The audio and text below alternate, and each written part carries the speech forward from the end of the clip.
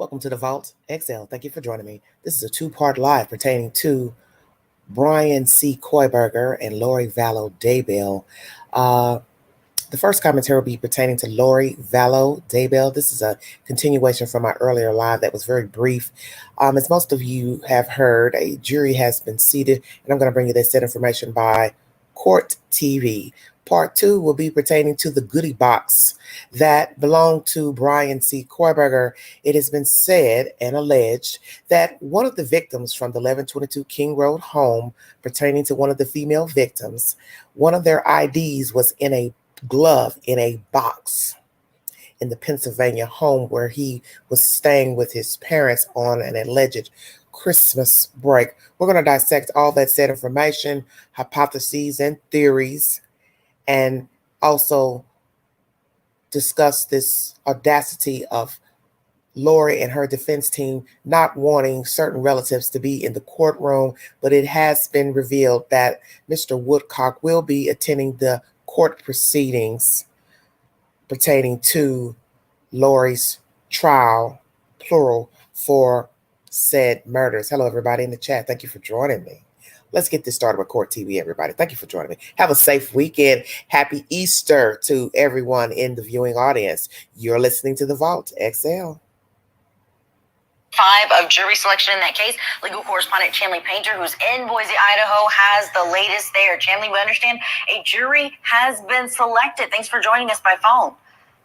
Hello, everybody. Yeah, no problem. Thank you for having me, Julia. Great to be with you. We do have a jury, 4 days of jury selection, and the attorneys met this morning with the 45 prospective jurors. They exercised their strikes, and now we do have a final jury of 18. That would be 12 with 6 alternates. Of that 18, 10 are men and 8 are women. We do expect the jury to be sworn in on Monday. You can say that they're seated today, but they will return Monday for the all-important opening statements and be sworn in at that time, and will be sitting for this trial for 8 weeks. So it'll be a long process for them, but they all said that they could serve, and they've been vetted both by the judge and the prosecution and the defense.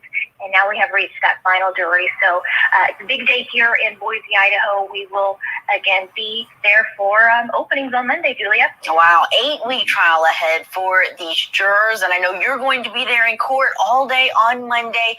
What can we expect from what's going to be presented on that first day of trial for these jurors? Yeah, we will expect those opening statements first from prosecutors. It'll begin around 10:30 a.m. Eastern. And so I do have exciting news, though, because we have strict policies we have to follow for the public and media if we want one of those coveted limited seats inside the courtroom. And we had to register online today, Julia, at 8 a.m. Mountain Time, and it was a first come, first serve. And so, of course, I had set my alarm, and I logged on to the website, and it was like a busy signal. I was like, oh no, you get that kind of moment of, stressful moment, let's get in this courtroom. And I clicked it again, and it went through within seconds, thankfully. And what we're learning is that those 65 seats in the courtroom, Julia, were reserved within 2 minutes, so less than 2 minutes. All those seats were taken early this morning for the first day of this big trial that has been, more than 3 years or so in the making for Lori Vallow Daybell. So good news that we will be inside the courtroom because our cameras can't be in there, but we will have our eyes and ears all over it to bring every moment to our viewers. Oh, we know that is the next best thing to have you there, Chanley. And what a process. That I saw on the screen that we were showing that was reservation request number 491. This is not typical. You and I both know being there in courtrooms, not typical for us to have to reserve it in this kind of way. And then there'd be this clamor to get in, but just shows just how high profile and how many people are interested in seeing this trial. Is there anything next that we can expect? Anything more that you want to make sure our viewers know? I know we have to let you go soon. Yeah, no, sure. We, of course, expect a court to proceed. It's kind kind of every day, 10:30 to 5:30 Eastern each day. Only 30 minutes for lunch, which is a very short time frame, as you know, Julia, being on the ground a lot of times too, and in courthouses, it's not a very long time.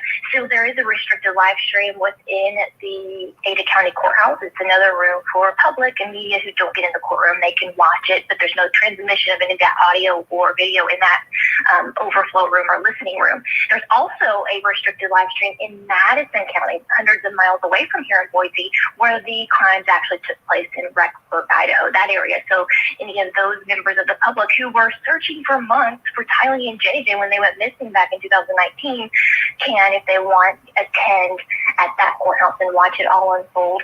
And of course, we have a sketch artist inside the courtroom as well to render what we are seeing and hearing. And based on what we've been seeing this week, Julia, just of jury collection, it seems Lori is very involved in the process. She seems to write notes and she talks to her lawyers. Even this morning, as her attorneys were making their strikes, she was conferring with them. So I think we will see someone who is definitely involved in her case and will be there to watch it all unfold.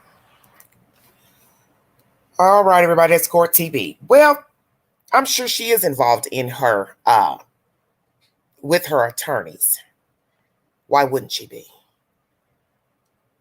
Who's going to be her makeup artist? That's what I'd like to know.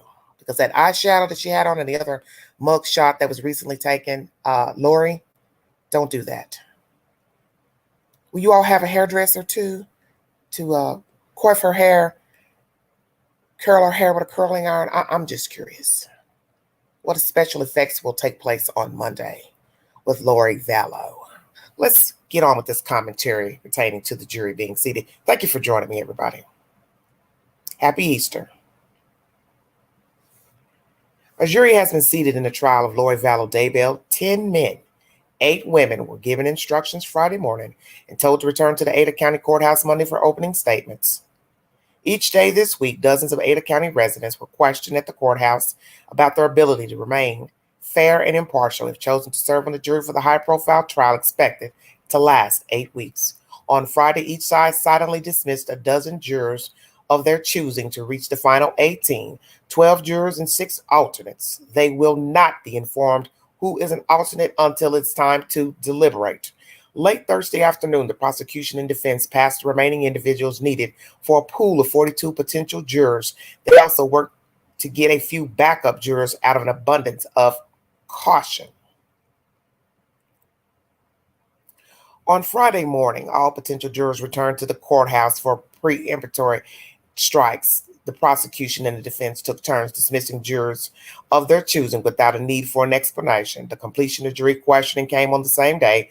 We learned Judge Boyce will allow J.J. Vallow's biological grandmother, Kay Woodcock, to sit in the courtroom for the duration of the trial as J.J.'s representative. Opening statements will start Monday morning at 8:30 a.m.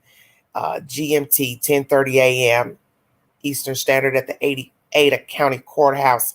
Seating will be permitted only by reservation, as you heard in this commentary by Court TV. 10 men, 8 women chosen, and alternates chosen, and no one will know who the alternates are until deliberation.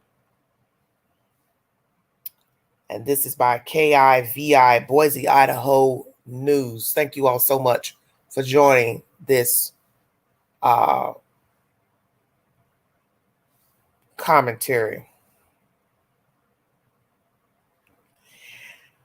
Well,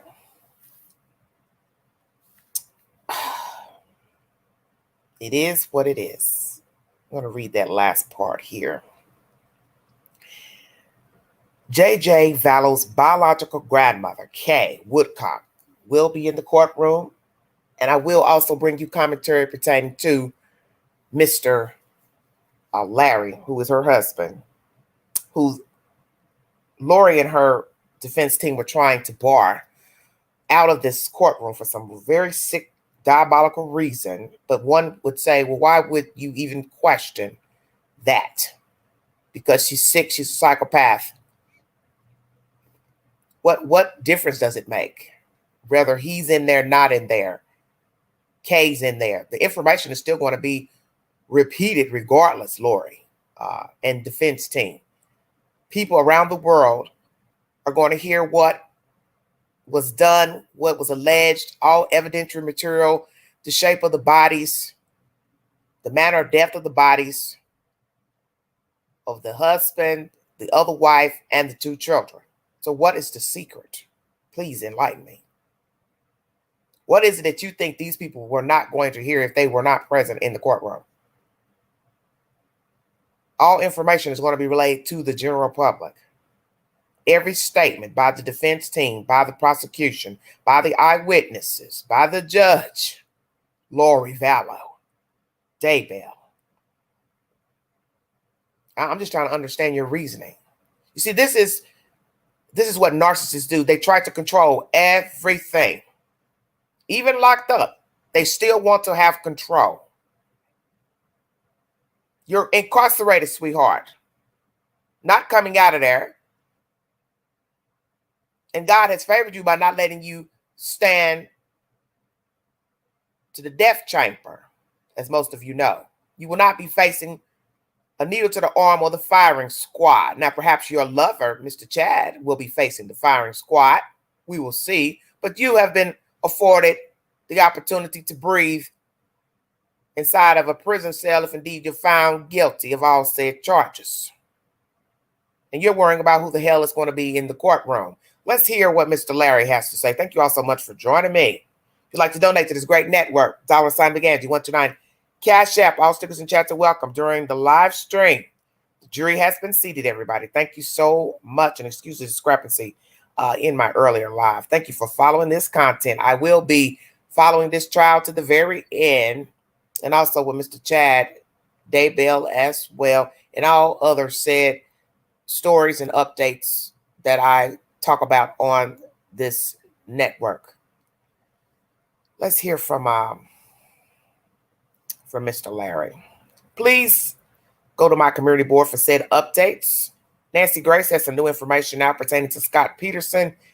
Unanswered questions. That's also posted to my community board. Thank you all so much for joining me. Fox 10 is the source. Mr. Larry Woodcock has spoken about his opinion pertaining to Lori Vallow. This is interesting. Most definitely interesting.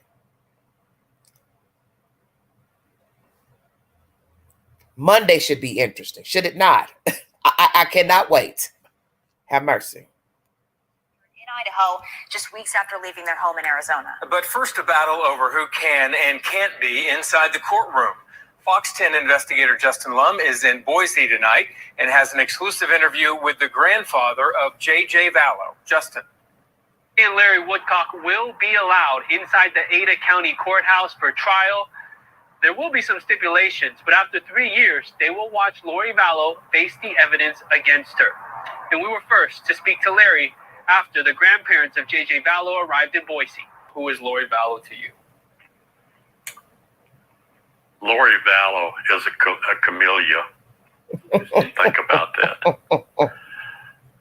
She shows you these beautiful colors. She blends in. It's all rainbows and it's glorious. Close the wings and it can be deadly. Larry Woodcock has learned patience. All he wants is justice for his grandson, Joshua Jackson Vallow. JJ's adoptive mother, Lori Vallow, is accused of murdering him and her daughter, Tylee Ryan. And now trial is underway. How does that make you feel that this is really finally happening? It's time. It's truly time. And I think Lori has finally backed herself into a corner. It started in 2019. Lori refused to tell authorities where her kids were as she vacationed in Hawaii with her new husband, Chad Daybell. No sight of her kids. JJ had autism. He was a little bit different. But the commonality with JJ is that he loved everybody. And JJ was going to be JJ. Vallow faces murder charges in Idaho and Arizona. She's accused of conspiring in the killing of her fourth husband and the wife of her current husband. Larry's been to the Daybell property where JJ and Tylee were found dead after a months-long disappearance. I did have a question for Lori. Why? Lori can't answer it. And I think her choices in life have led her to where she is today. Exactly. And for the last 3 years, Larry and Kay have sat through her court appearances, waiting for this moment. In anything we've been involved in, I've never even seen her show emotions in anything we've seen. But I've seen Lori promote herself. Exactly. A jury for Vallow's triple murder trial will be seated soon. Prosecutors have indicated much of the evidence against her is circumstantial. Do you feel that will be enough for conviction? I truly do. I truly believe that with when all the evidence is heard, I truly believe in my heart that no juror is not going to convict her. Exactly. And on Friday, the prosecution and defense will decide who will sit on the jury. 12 jurors and 6 alternates. Opening statements are set for Monday morning. In Boise, Justin Lum, Fox 10 News. Fox 10 Phoenix is the source. If you need verification, this is posted to my community board. Well said, Mr. Larry. When you see him standing out at the property where the children were found buried, you can see the sadness in his eyes. And that is a terrible place for anyone to have to stand, is on the ground where their loved ones were buried, murdered heinously, and discarded like trash in a shallow grave. 2 shallow graves. Despicable. And as you heard him say here, she has shown no emotion pertaining to the allegations against her of these deaths, of these children, of her ex-husband, or her husband rather, and Chad's wife, just to promote herself. And the reason that you know she's guilty and knew what she was doing is when you watch her behavior after the fact, or when the children are missing and she cannot tell the authorities where the children are. Everything's blank. The face is blank. Walking hand in hand with her husband while news reporters are asking her questions in Hawaii, both looking down, looking away. You see a sicko person that's possibly schizophrenic. That's not how they would behave. That's why you know they knew what they were doing. It's not about a doomsday. It's not about the second coming, the third coming. It's not about zombies. It's not about any of those things. It's about 2 people deciding to rid themselves of SS baggage. And this happens in America and abroad often. People get tired of being bothered, being obligated.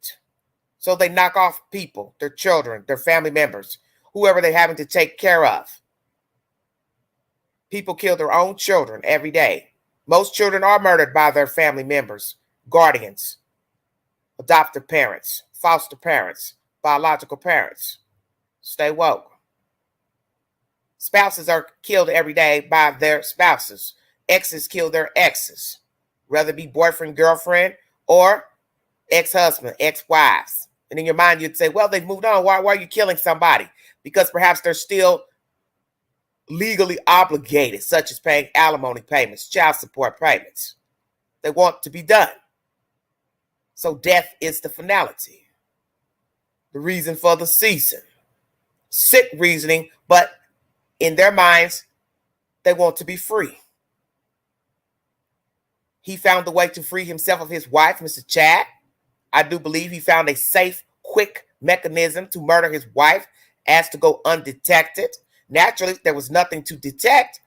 The coroner is going to sign off natural, and that's the end of the situation. Boom, she's dead, buried. No autopsy. Next, Lori's husband. Altercation ensues with her brother. Boom, I kill him. Self-defense. No charges, no trial. How convenient. These 2 beings who met one another in the same year are both without a spouse. One natural causes and another one from an altercation with a brother. Stay woke. What are the odds? 6 degrees of separation These two people find themselves both without spouses and then later no children. I'll wait. Accident, my tale. Coincidence? Deliberate? Yes, ma'am. Yes, ma'am. Deliberate.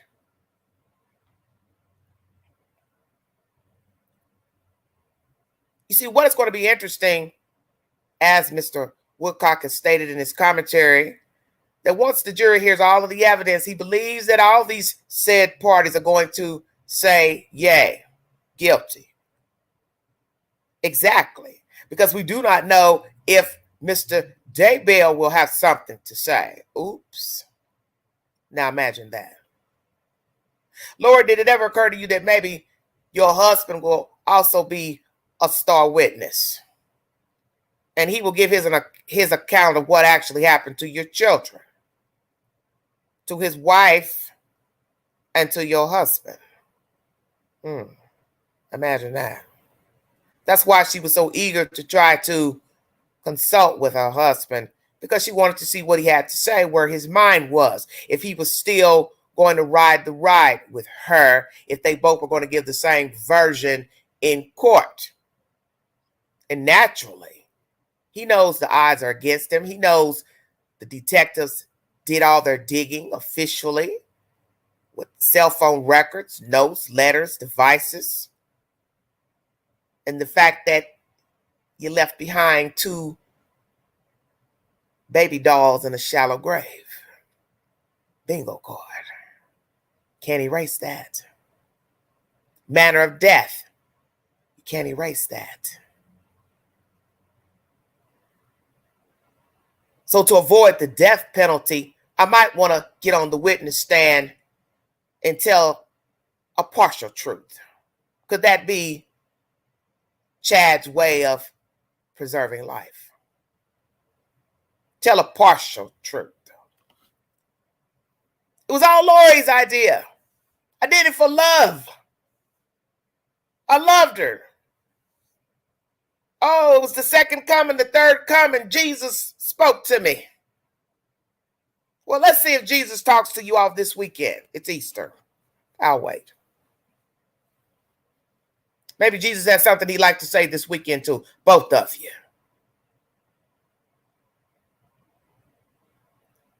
I didn't know that this was going to happen, but hey, it is what it is. What will Chad Daybell have to say to the court pertaining to what happened? Will he admit the truth? They conspired to kill these people because of religious beliefs, or just tell the darn truth? We did it because we were tired and we wanted to be together, and we did not want to be obligated to wives, husbands, and children. And what's even more sick about this story is the fact that Lori married this man, took in this child, adopted him as her own, and then later is the one who brings down the bang. And she can play crazy all she wants in court and say it was her brother, it was Chad, it was the boogeyman. I had no idea. But you had to have known, Lori, because you were confronted day for day about the whereabouts of the children. And then legally you were confronted to bring the children forward to a court to be seen. And you did not because you could not, because you knew the children were dead. You knew they were dead. That's why I know you knew what you were doing. It doesn't really matter what Chad said to Lori, if he coerced her, if he threw at this zombie apocalyptic BS.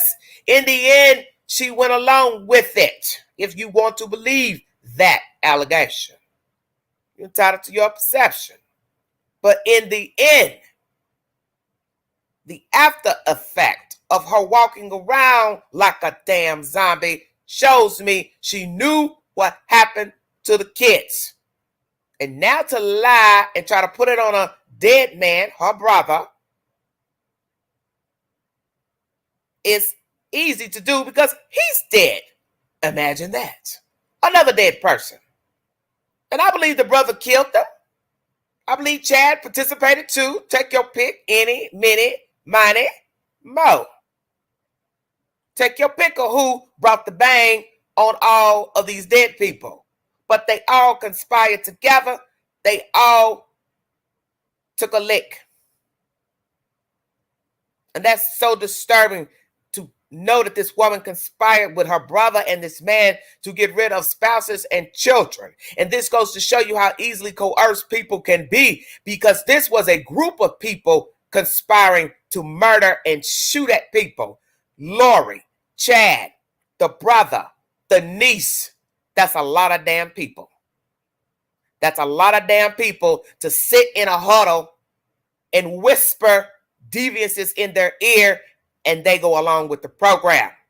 But it shows you how wicked the spirit is and how wicked people are, to take you down with them, to believe in what they're saying to you, to spin the lies to you, and you believe it, because it's just like what they say. If I say it enough, you will believe it. And I'm going to keep saying enough to make myself believe it. That is what happened here. Whispering.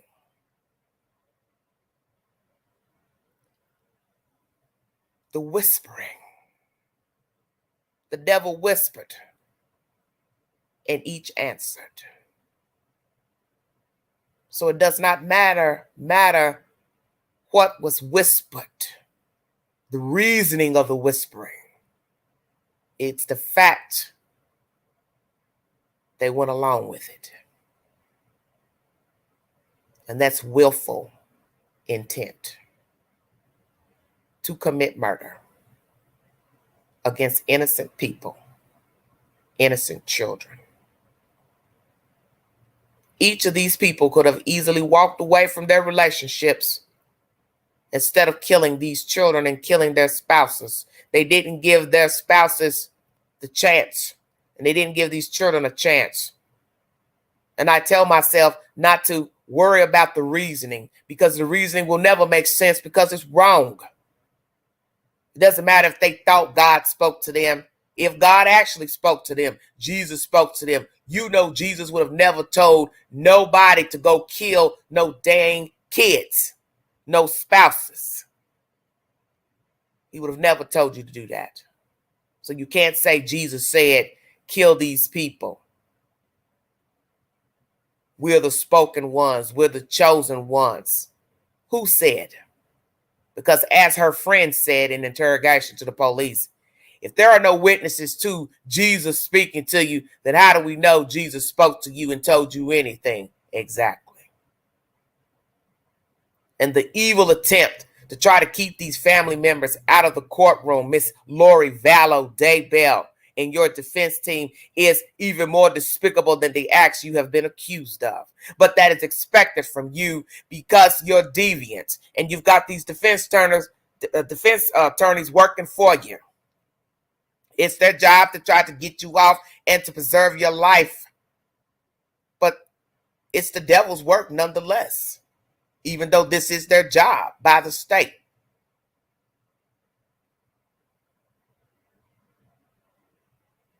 No one has the right to say these people are not allowed in the courtroom. They are his family. They are his advocate. And by the grace of God, he has an advocate, plural.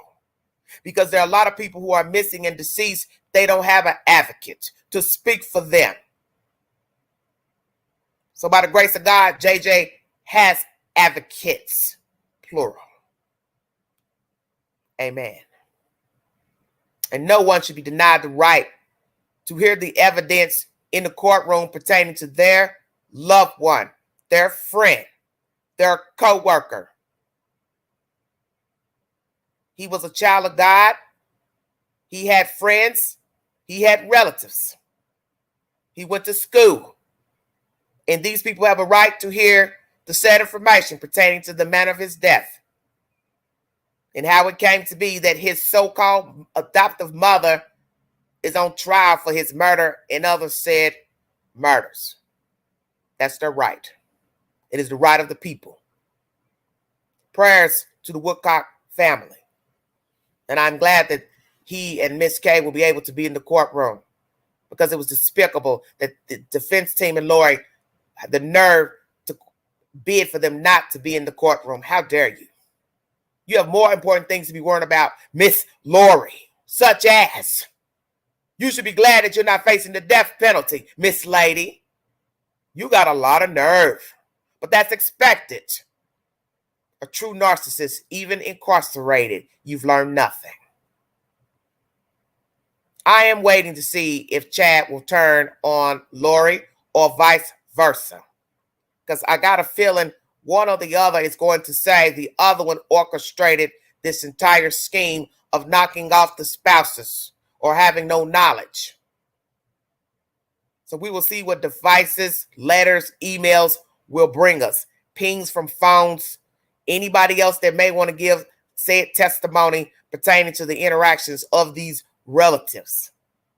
And that's what's even more disturbing. As I said, this is not just a one pony show. We're talking about several people involved with each other with madness, mayhem. When you can get other people to conspire to kill another human, this is dangerous. One person thinking about death is one thing, but going over here to Pookie, Ray, Bob, Karen, that's a lot. And everybody yaying together to kill people, shoot at people. Let's not forget about the niece's husband being shot at in the driveway. And I believe that cookie needs to be brought up as well, because you don't know what she knows. And the car was registered to Charles, Lori's husband, that left the scene of the crime of shooting at her husband, the niece's husband, in Arizona. Stay woke now. These people are diabolical and they're sick. And this shows you how wicked the world is that you can talk to people and they stupidly follow in behind you to conspire to murder other people. Trust me, this is way worse than one person being vindictive toward another human being. When you can go talk to 4 or 5 other people and say, hey, help me kill this person, and they say, sure, why not? You've got some mad problems. And these people are locomotive. Beware of the messenger. You have to pray at night because you don't know people. And I say this in most of my live streams pertaining to true crime. All these shows you watch on the ID, Oxygen Channel, Court TV, YouTube, wherever, the premise is to say, you don't know who you're talking to. You do not know people. Because what starts out as happy-go-lucky, nice home, nice car, nice neighborhood, great jobs, somewhere at the end of that story is death. Conspiring to murder. Hiring to murder. Plotting to murder. Funds. Money-driven. Greed. Jealousy. Envy. Because you don't know people. That's my commentary pertaining to Lori Vallow Daybell.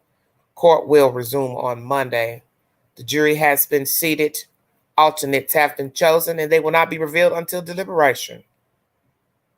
Next subject, Bryan C. Kohberger. There's been a lot of information coming out pertaining to this case in the past couple of months since the children were murdered in Idaho. Lots of he said, she said, speculations, innuendos, gossip. I never jump on anything until I get verification.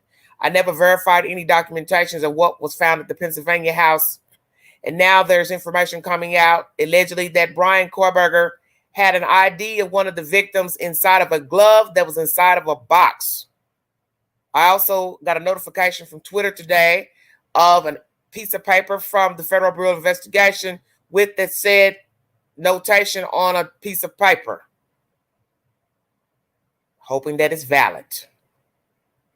Imagine a person has been stalking people, killed the people, traveled all the way across the country with the dead person's ID in a glove, box, glove, however you want to word it.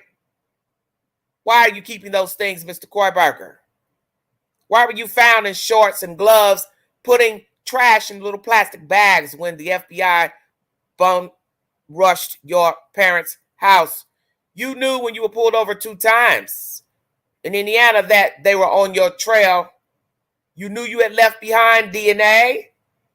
And as commentary goes with killing people, stabbing people, 9 times out of 10, the perpetrator will stab himself or herself. You will leave behind blood, sweat. Did you leave behind blood at the scene of the crime, Bryan C. Kohberger? What else did you take away from 1122 King Road? This is sinister to me. Because as I said, with all the he said and the she said, different people coming out with different things, who is the person giving out this information pertaining to this case when there's a gag order? Who is the walkie-talkie? Because every time you go to News Nation, a source close to the investigation, a source close to the investigation, who? I want to know. Because this is bad. All this talking. Somebody telling us who said what at the house on the morning afterwards. Who called 911?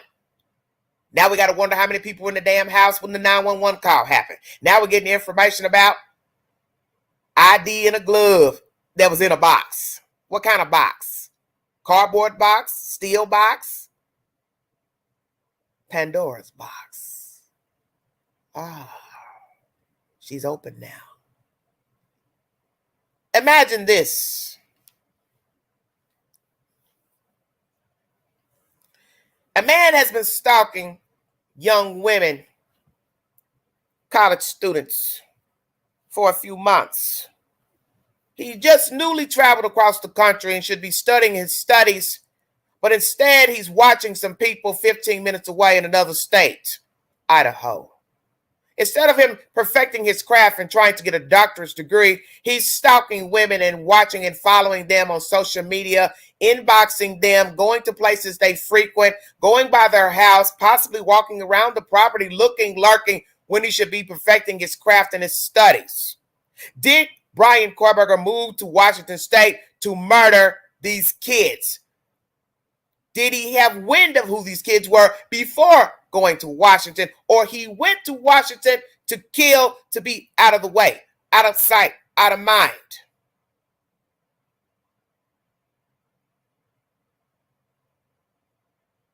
You see, Washington's a very long way from Pennsylvania. Say it again, out of sight, out of mind. Nobody can see what I'm doing over here. So I want to know, did Bryan move out there deliberately to kill? Apply to this doctor's program to murder. Not necessarily get a degree, but to kill. Because now if we're to believe the evidence of an ID being taken from the crime scene, he didn't leave it in his apartment. Why not? Bryan? Or why didn't you leave the ID behind, dear?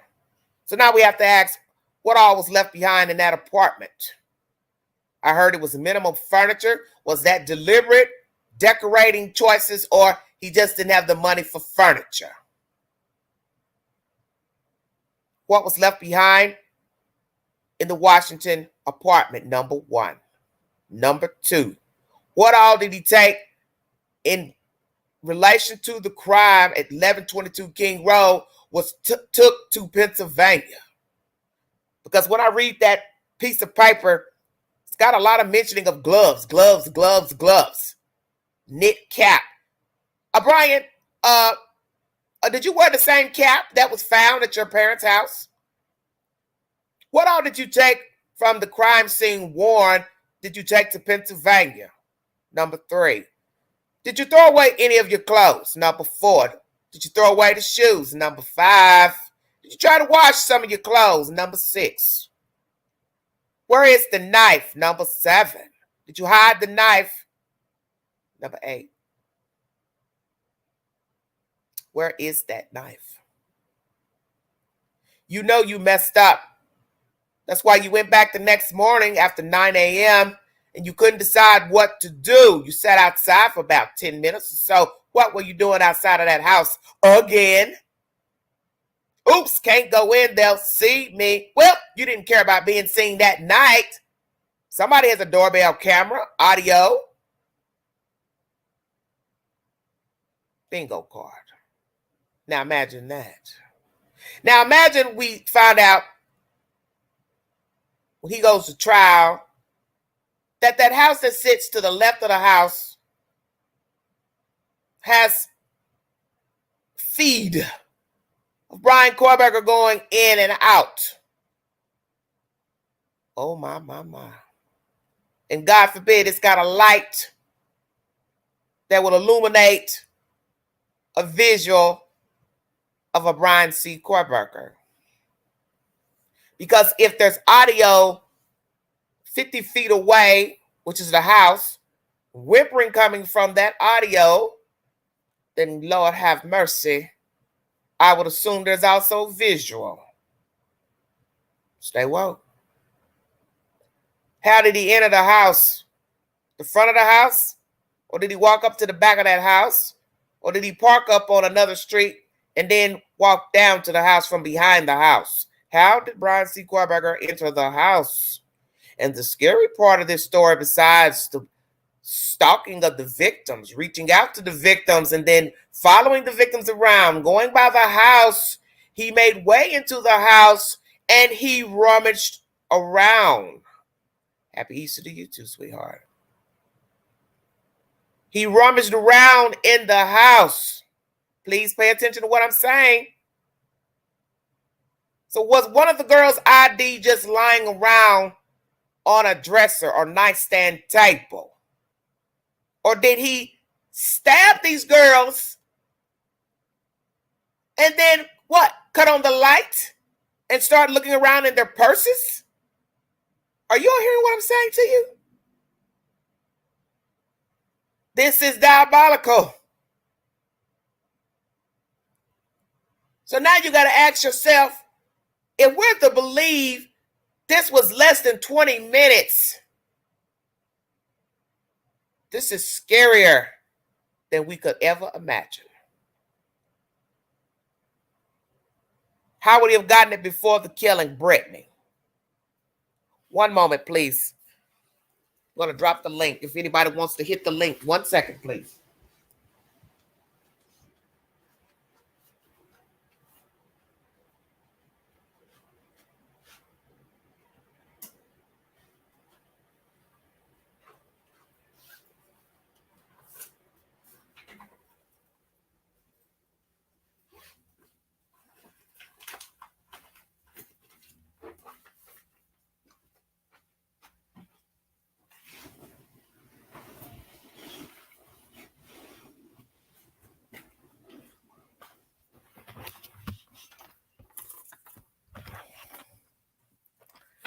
Been in home before. But wouldn't you miss your ID, Brittany?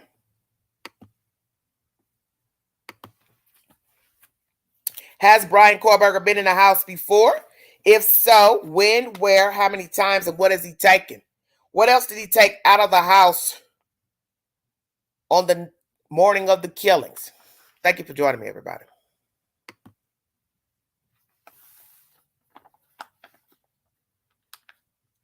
One second, everybody.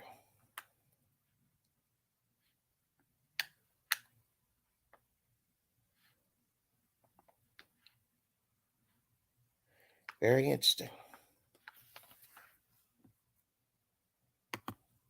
See, some people had questioned if he had been in the house before. Maybe came in with some other people when they had a party. I don't know. I never considered that he'd been in a house with others, because I believe he would stand out due to the fact that he didn't talk a lot.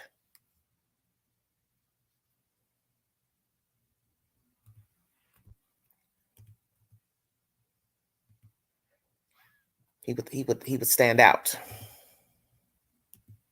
And he already is an awkward human being.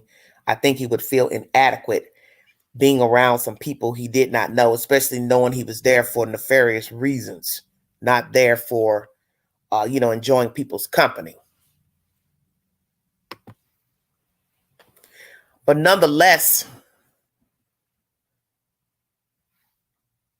if he got the ID after murdering the girls, because I do not know which ID he has in custody that he took, it's still sinister knowing a person was stalking people, been to the property back and forth, possibly following them around town, possibly have been in the house while they were there, not there, and then on this fateful day goes in the house, obviously from an unlocked door, and now we get information months later that an ID was confiscated from the crime scene belonging to one of the victims. Exactly. Crazy P says, if there's a gag order, who is leaking this info? Yes. There comes a time when people will bring you said information. As most of you know, a while ago, I had a source bringing me said information, pertaining to Quentin Simon's case. And one could say the same thing, but this here is way more radical than what was told to me. Now, I'm sure some things they may not have wanted to be known, little bitty tidbits of things that was told to me in confidence about the case. But yes, there's a gag order, and all of this is not good. Because when you say a close source to the investigation, that will lead one to believe it's an investigator speaking. I also brought you information that an investigator is being investigated by Internal Affairs. It does not mean it has anything to do with this investigation pertaining to the dead kids, but improprieties beforehand. And I've brought you a source of that information about a week ago. So with all the he said and the she said pertaining to who did it and why, which were all lies in the beginning, people pretending they knew who killed these kids. It was never the people they thought had done it. And you all owe those people apologies for lying on them and making up such foolish stories about them and lies, because these people have to be able to live. And imagine a person getting fired from their job or thrown out of school from allegations of being a murderer. See, people don't think about things like that. And we're all guilty of speculating. So that's why I never pinpointed a killer, because 1, I didn't know the kids. 2, I didn't know their friends. 3, I did not know what they were into and not into. And I never speculated who murdered these kids. I would not, and I did not. I waited until information came out pertaining to a suspect and evidentiary material.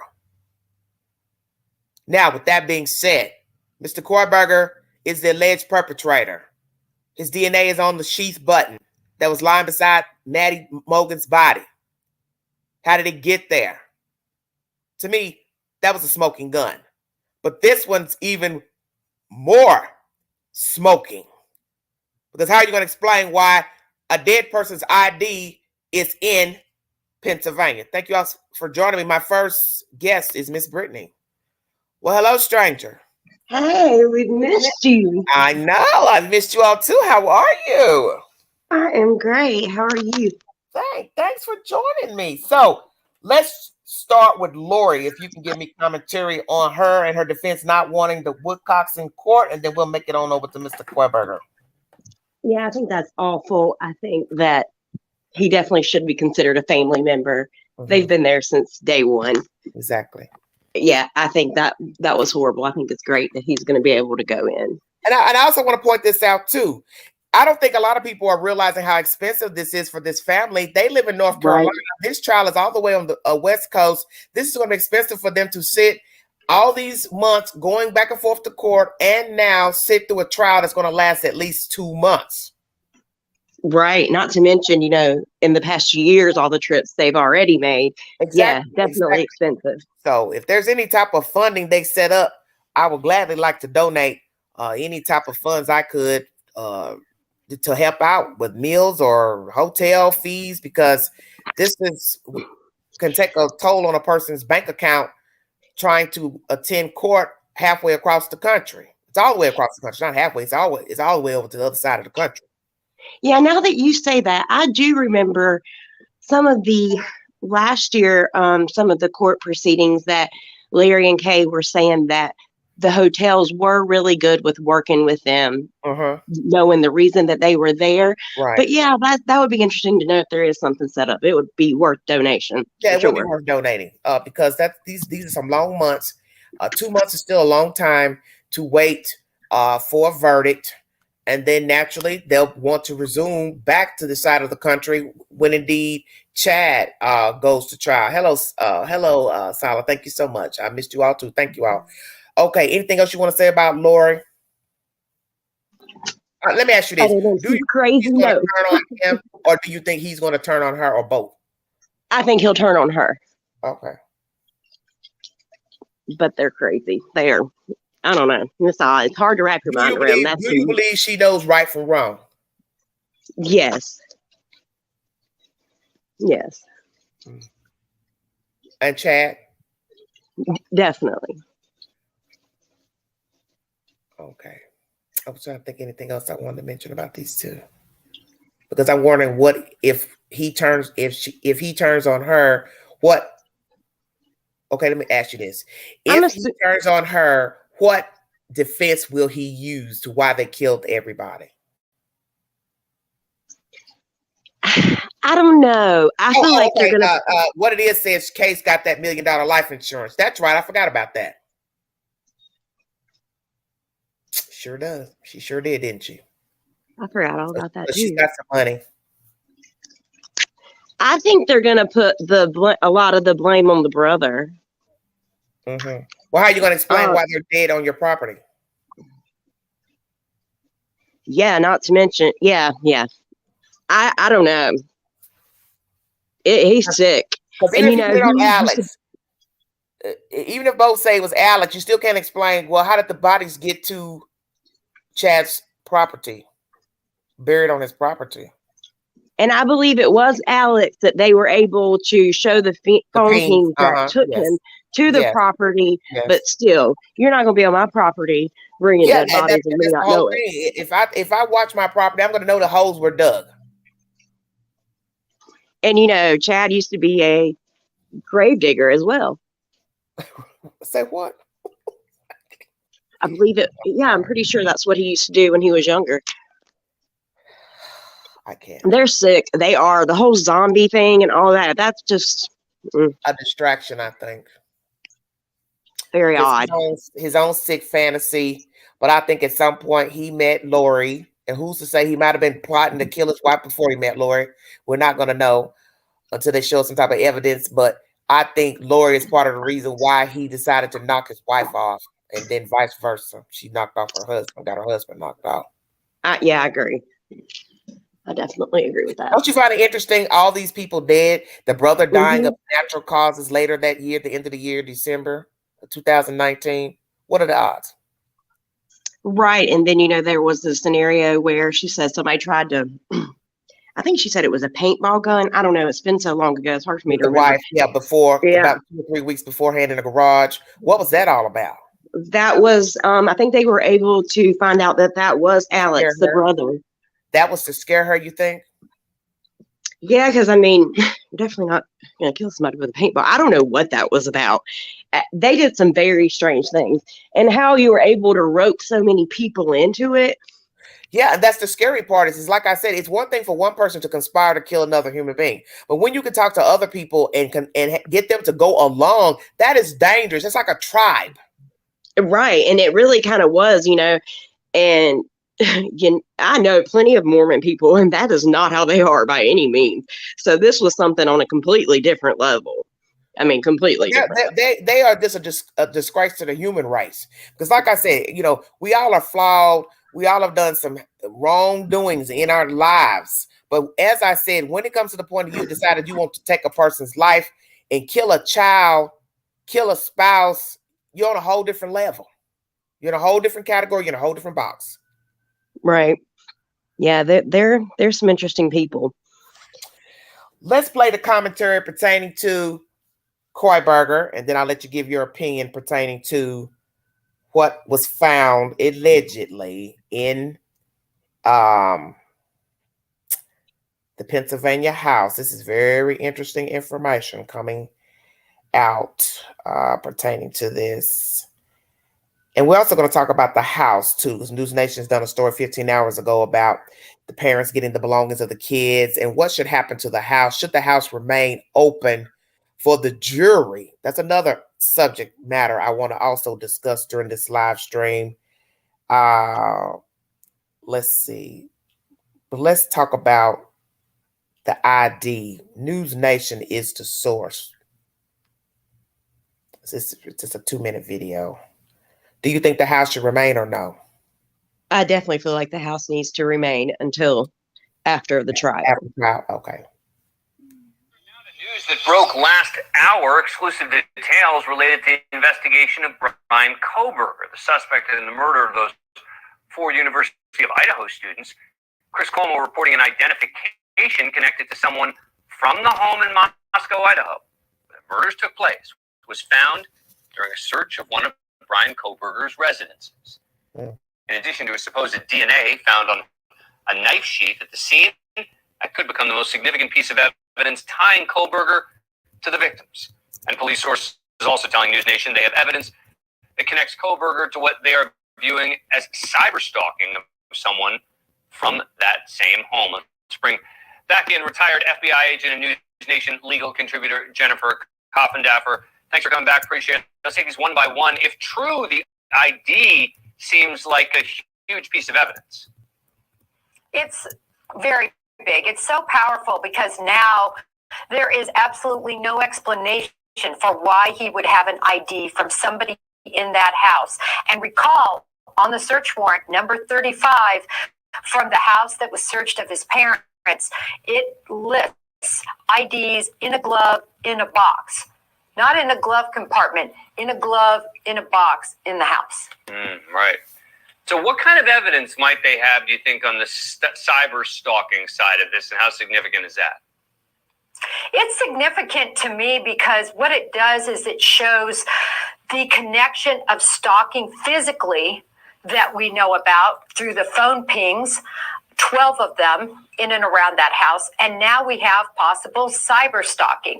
Why do people stalk? They stalk because they feel mistreated, they feel persecuted, and that's the same reason they kill. So this is a direct correlation, I believe. Yeah, and this is the sort of evidence that they can uncover in a whole variety of ways, right? Absolutely. They've done a full digital analysis of all the phones, and specifically of his phone. There's going to be a treasure trove of information from those phones. We saw it in Murdoch. We're going to see it in this case as well. Phones, his computers, any place he had access to it, any place he might have logged in. Jennifer Coffindaffer, thank you very much. Appreciate it. Absolutely. Thank you, Dan. Thank you for watching. All right, everybody, that's Dan, Miss Coffindaffer, retired FBI agent. Oh, Lordy, Lordy, Lordy, Lordy, Lordy, Lordy. Brittany? So I get a little confused because Uh-oh. Who's the source? Who's the source? You mean which one on how many stories lately? The past 2 months has been nothing but someone or someone's, plural, running to News Nation with all this information of phone, of who he was inboxing, pictures. Now we've got an ID from a glove in a box. Oh, so let me ask you this. Whose ID do you think it is? I don't think it's Xana's, because if I believe, and please correct me if you think I'm wrong, but I believe that when we read the information that was released about the scene, that it said something to the effect that they were able to know that Xana was Xana from an ID in her room. Okay, yeah, I think that's true. I don't remember if it was a driver's license or what it was, and that's where I kind of get confused too on this, like what kind of ID. You know, there could be a student ID, there could be a driver's license. Do you know how macabre that is to be rummaging around in someone's house after you've murdered them and going through their house trying to get whatever you're trying to take as a trophy? And then I think to something that the guy that does the Body Bags podcast, he was saying about blood spatter, getting on your clothes, getting in your car, the pedals, the rugs, the steering wheel. He's a fool. Bryan Kohberger is an utter fool. Yeah, I mean, I can't imagine why he would have kept anything like that. Because he didn't plan this carefully. No. I don't know. Something about it makes me feel like he was possibly in the home before, but then, you know, you made a good point. Well, tell me why.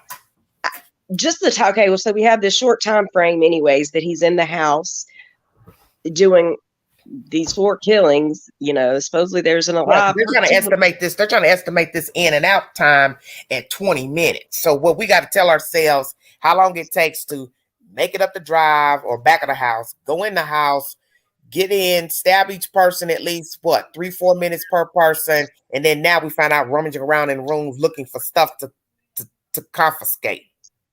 Right, but you're too neglectful to get your knife sheath that you've left. I don't know, just something about that seems like that's odd to me. And yes, I would think, you know, if you're missing your ID, if I was missing, let's say, my driver's license, I'm going to notice that.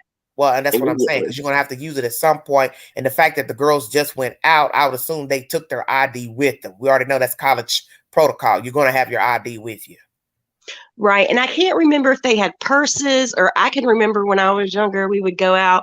I mean, we would simply just put it in our back pocket. So it could be something. I didn't notice the girls carrying purses on the video walking from that first place before they got to the Grub Hub. Right. I don't think they did. Well, they might have jean pockets. Yeah, it could be something as simple as, you know, when they took off their clothes, they just laid their IDs, you know, that they had down on the table. But that's odd. That's odd that he would keep something like that. But you know, it's not odd, because most serial killers and murderers take trophies. They cut hair. They, as we've learned with Dahmer, body parts. So each perpetrator is different. But if you're committing this type of crime and you were stalking them, he would want something from the victims, most definitely. Then my next thought is it? I want to cut their hair. Because you're talking about girls with pretty hair. You understand what I'm saying? Yeah, they all have pretty hair. I don't know. And that's something that would infuriate a man, most definitely. Being there in the midst of these persons that you feel, you know, slighted you. That would be a lot. And see, I'm wondering if the lights were on, because see, all that goes to identifying the victim and the one that was the intent. You understand what I'm saying? Because imagine if the lights are off, how would he have known which one was which in the bed? Because naturally, he didn't know that 2 girls were going to be in the bed together. And you're talking about 2 girls that are blonde, and let's say they're sleeping, and one's head's one way, one's head a different. How the hell you know who's who? Well, if he was going by the layout of the house, you know, they had Maggie had the Yeah, I know the far room, but what I'm saying is I don't know that 2 are going to be in the bed, is what I'm saying. Right. I can assume I don't know. room, this is her room, but then it also goes back to, if everybody wants to dwell on Kay was supposed to be moved out of the house, then that still goes back to me saying, well, how would she have been the victim or the intended victim? Because if I'm watching the house and I know she ain't been there, right? I know her car ain't been there. Why is her car not here? See, nobody ever addresses that. Yeah, I don't think that she was the victim. I think that the target probably was Maddie for sure. Okay. But, and then I've also questioned, what if it's one of the surviving roommates' IDs? What? Say that again? What if it was one of the surviving roommates' IDs? Listen to what you're saying. I know it sounds stupid, but I'm kind of like, you know, I think it's odd that he could even get this. So I don't know. No. Just slow down. Think about what you're saying, Brittany. How would he get one of their IDs but not kill them? I don't know. Possibly it's just something. No, what I want to know is why would you say that? I don't know. That's just a thought that I had last night when I was listening to it. No, you're gonna have to elaborate, sugar. I don't know, kind of like, Because he you're knows opening up that Pandora's box now, so. I don't really know where I want to go with it. That he knows that there was someone left in the house, and I don't know. Possibly Yeah, it was and the just only way I can get that ID, Brittany, is if I have gone in DM's room or the other girl's room. Meaning I went in your room and you were what? Awake, asleep, and I walked out of there with your ID and left you unharmed. Yeah, that's probably unlikely. I'm just repeating it back the way, because there's nowhere to take it. It's no other way to take that. Yeah, that's probably not the case. Unless you're trying to, I don't know, say something else. Yeah, I don't know what I'm trying to say with that. I don't know. I just had a thought. But then I really question how true this is also. I mean, I feel like when What, this the story, ID? yeah, because Yeah, we'll see. I just feel like News Nation's starting to kind of push it a little bit. Well, some people have had some not so nice things to say about News Nation with all this he said, she said, and source close to investigation. And one would have to say it's either somebody that's in the story or a police officer or a detective. Right. And I just can't see them, which I know stuff gets leaked all the time. Yes, it But does. I don't know. It just seems that a lot of things get leaked to them when this case is quiet for a week or so. It's all of a sudden this Somebody that bombshell. said it could have been left in the kitchen or next to a door. Well, I don't know about next to a door because there's nothing outside their doors, a table or anything. I think he did just what he did. He did what a lot of sick people do. You're dead, and I can now rummage through stuff. And it says ID, so that's plural. So that would be more than one. Okay. And that's like a catch me if you can signal.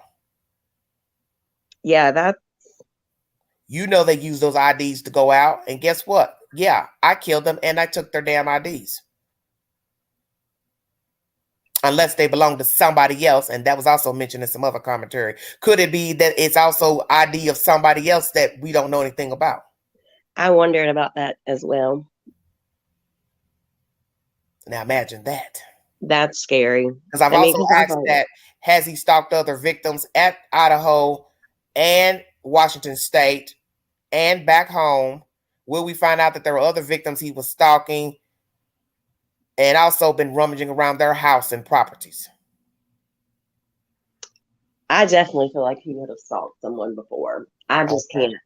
I mean, I feel like this is, And then what's even more macabre is that Xana's sister goes to Washington State. I tell people don't really pay attention to the story.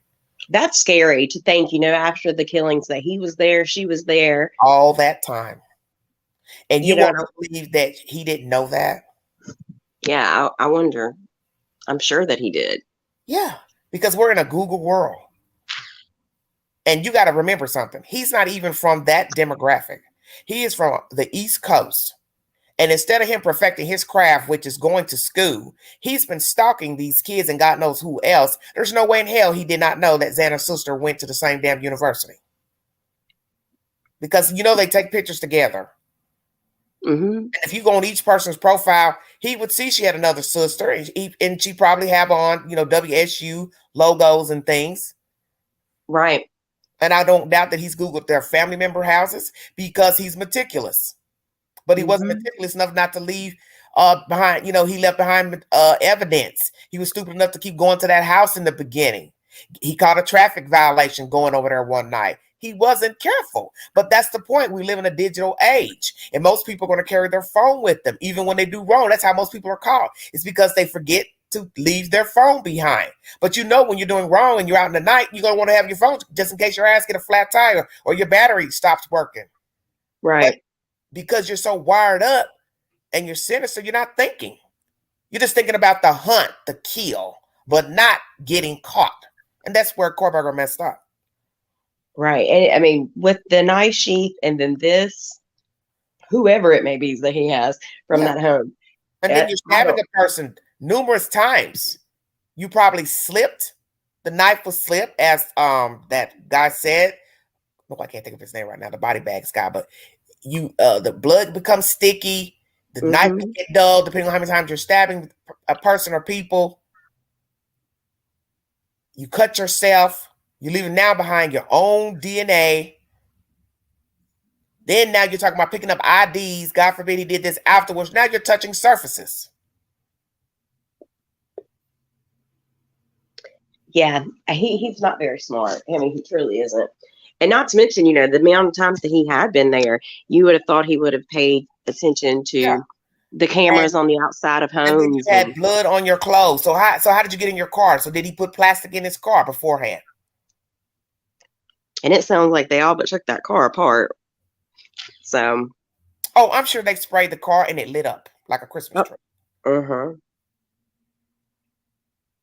he had I was going to say he had a shovel in his trunk. I always found that weird, but that may not be that odd he had a shovel listed. A shovel was listed in the trunk for his car. I missed that. I'm not reading about no shovel.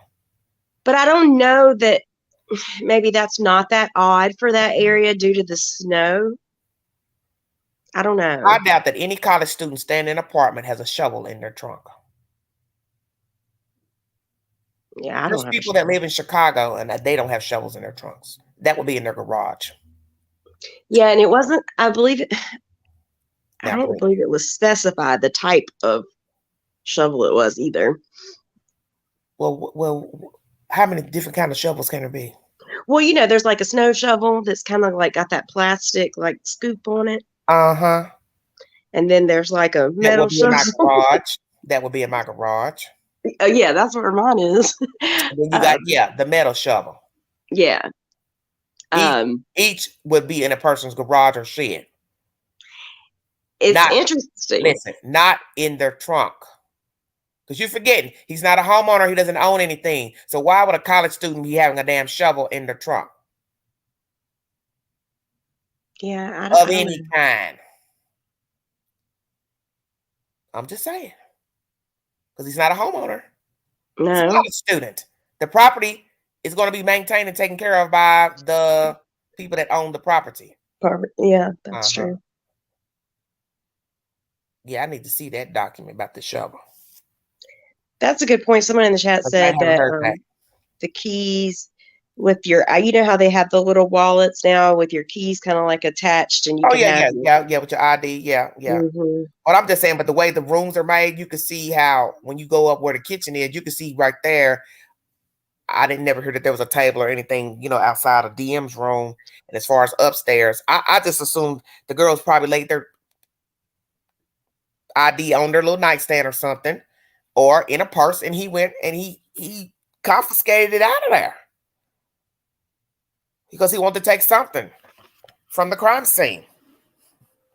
That's a very interesting choice. And he knew when the detectives came, they're going to go look through the girls' pockets and jackets and dresser drawers, purses to see, okay, where's their ID? And they're going to put two and two together. Oh, the killer took them. The killer took the IDs. Right, especially now thinking back of how it was stated that they were able to identify Xana that way, but it's nothing is stated like we weren't able to.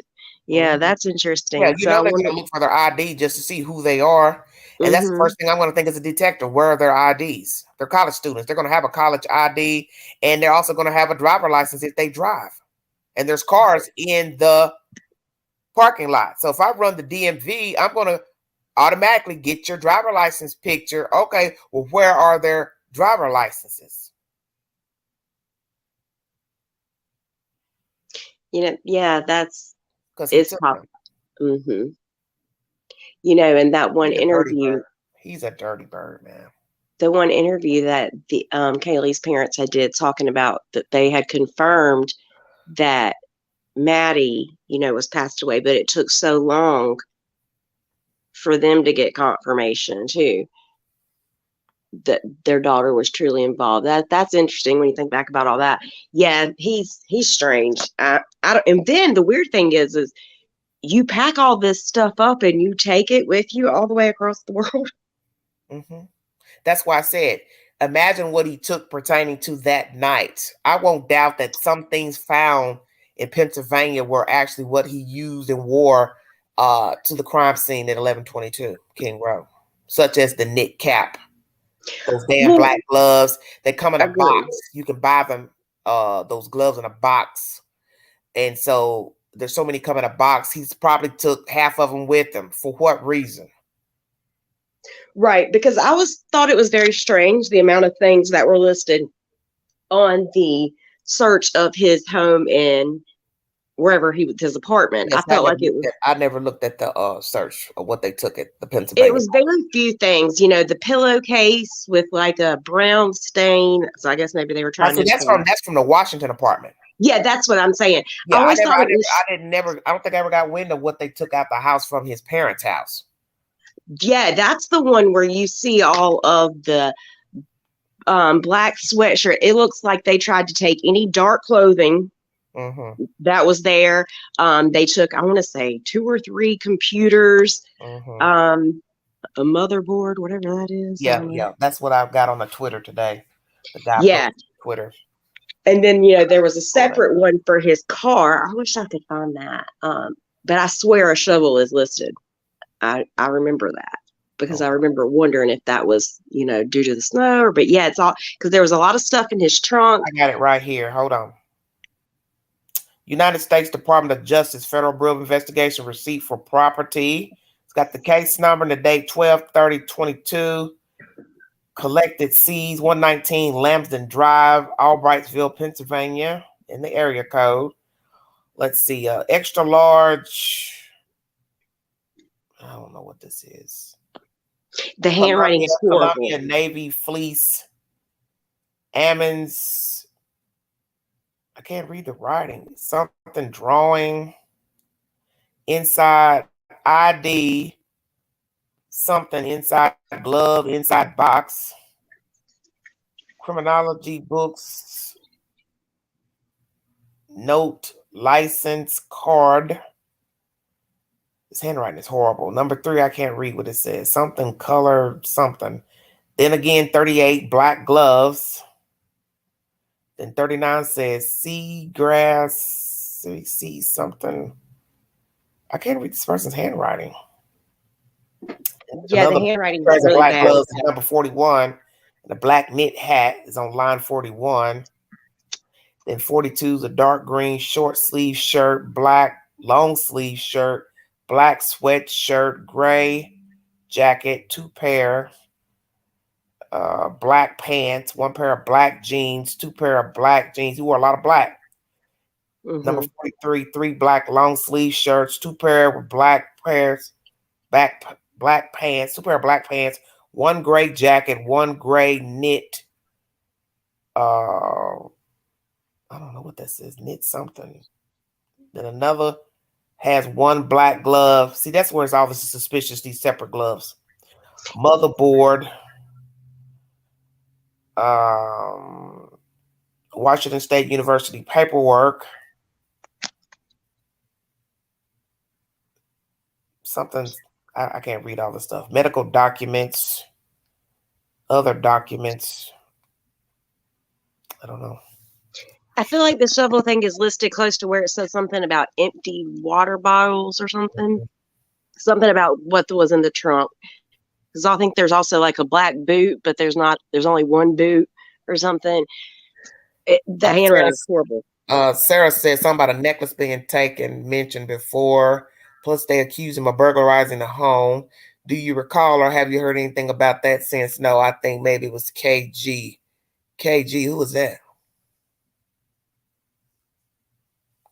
Well, it's burglary because he broke into the house without being invited. That's burglary.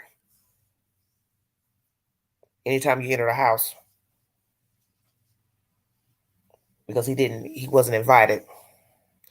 Maybe he drove to the national park to bury the weapon and clothing. Well, you know what, Sarah? He's like Lori. They're all the same. If you don't think you're going to be caught, you won't hide anything. You know what I mean? He may have hid that weapon somewhere close by because he might want to go back and pick it up. But due to the fact that he took one of these kids' IDs, I could see him trying to wash the clothes and taking them with him and also stupid enough to take the knife with him. Well, right. They also got 2 knives from the Pennsylvania home. So who's to say that one of those is not the knife?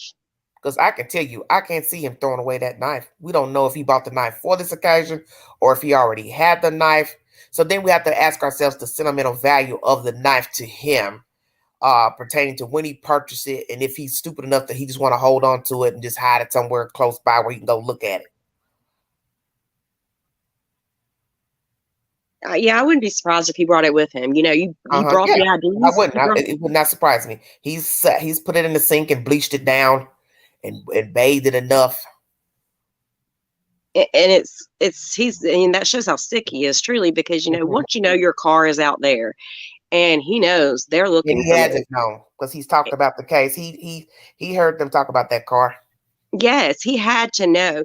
And once he knew that, And did not leave. And not to get rid of those IDs and things like that, you're strange. That's right. sick. So why would he get rid of the knife? What's the difference? If they search my house and I got any of this stuff, they'll find it.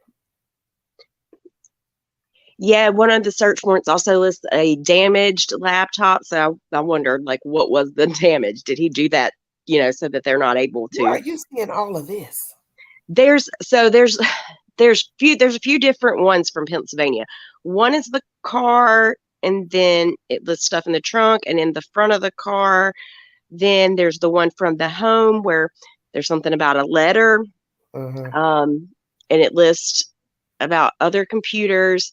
It lists a gun. It lists. Well, let me ask you this: do you believe he moved to Washington State to kill people?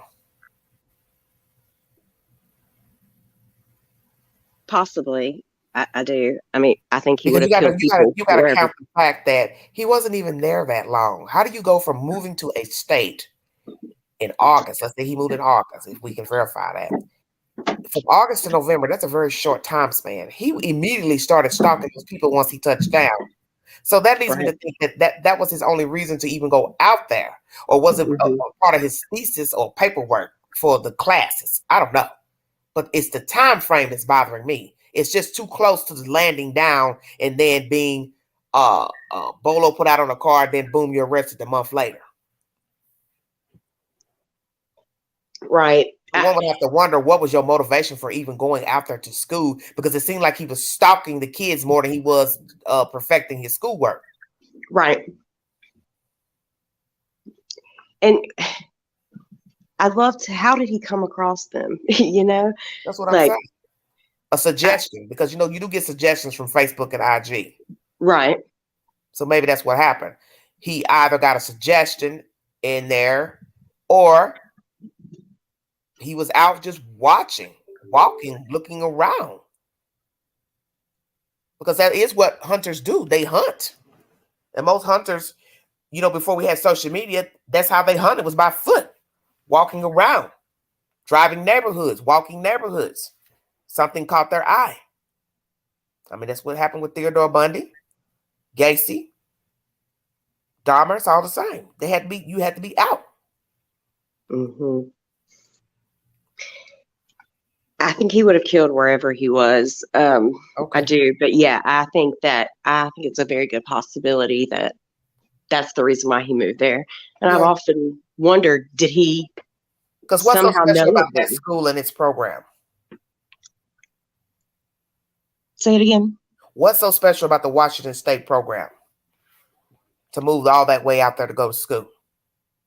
Yeah. Here's a person that don't got no friends, don't got no comrades to hang around. I mean, you could probably weigh it either way. Well, he ain't had nothing no way, so it wouldn't matter that he went way across the country. But you would think somebody that's not really friendly would probably try to stay closer to their own family members. Right, you would think so. Yeah, I don't know. And that may just be my ignorance of not knowing what that school has to offer as far as things that he's studying. But I think that's a long ways to go for someone to be, you know, not very social. That, you know, his dad's, there was a comment that someone in his apartment had said one time on a news interview that his dad had mentioned that something to the effect that he wasn't very social or something. Asked him about being his friend.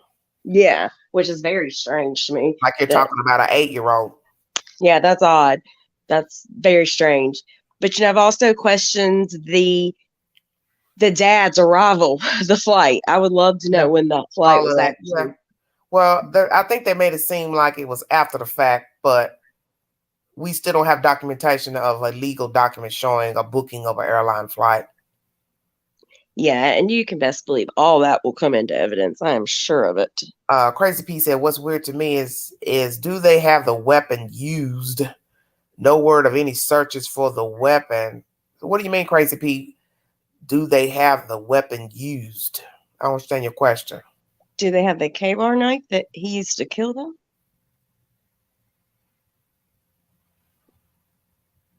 I think if they found a weapon, they would gladly tell us that. Right. And it's interesting because I've heard a lot of people mention like they think that he'll get away with this, which is very mind-blowing to hear the amount of people I've heard say that. Well, that's because certain cases where you get you one empathetic juror and it's a mistrial. And that's true. But I mean, we do have a baby killer walking free, and that's Casey Anthony. Yeah, that's very true.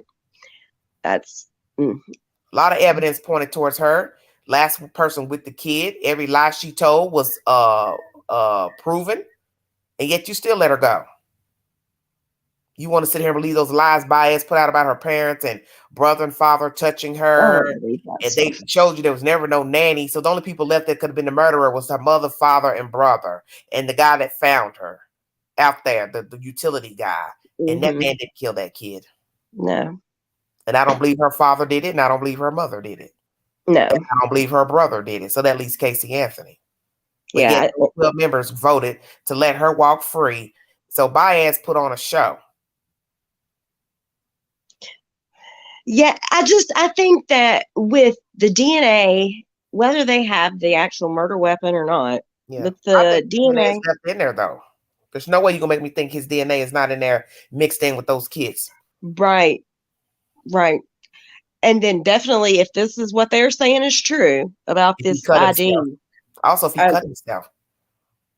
And it's very odd for stabbings for someone not to cut themselves. To think he killed 4 people. 4 people, and the amount of time that he did, it would be odd for him not to have cut himself, for sure. I don't know. And his car probably got more DNA than anywhere there in his apartment, because he had to be able to get into his car. He had to be able to get out of his car. So see, all that's going to matter if he put a sheet of plastic in the car when he first got in. As they said, touching the door handle to get in the car. You got to shut the door. You got to grab the drive shift. You got to grab the steering wheel. See, you'd have to have all the stuff laid out in your car to wipe your hands off as soon as you open the car door. And even so, you would never be as careful as you needed to be doing something. You're always going to leave something behind. You're never going to be. I mean, even if he had the plastic laid out, he quickly undressed before he got in the car. I still find it very hard to believe that there wouldn't be some sort of evidence left behind.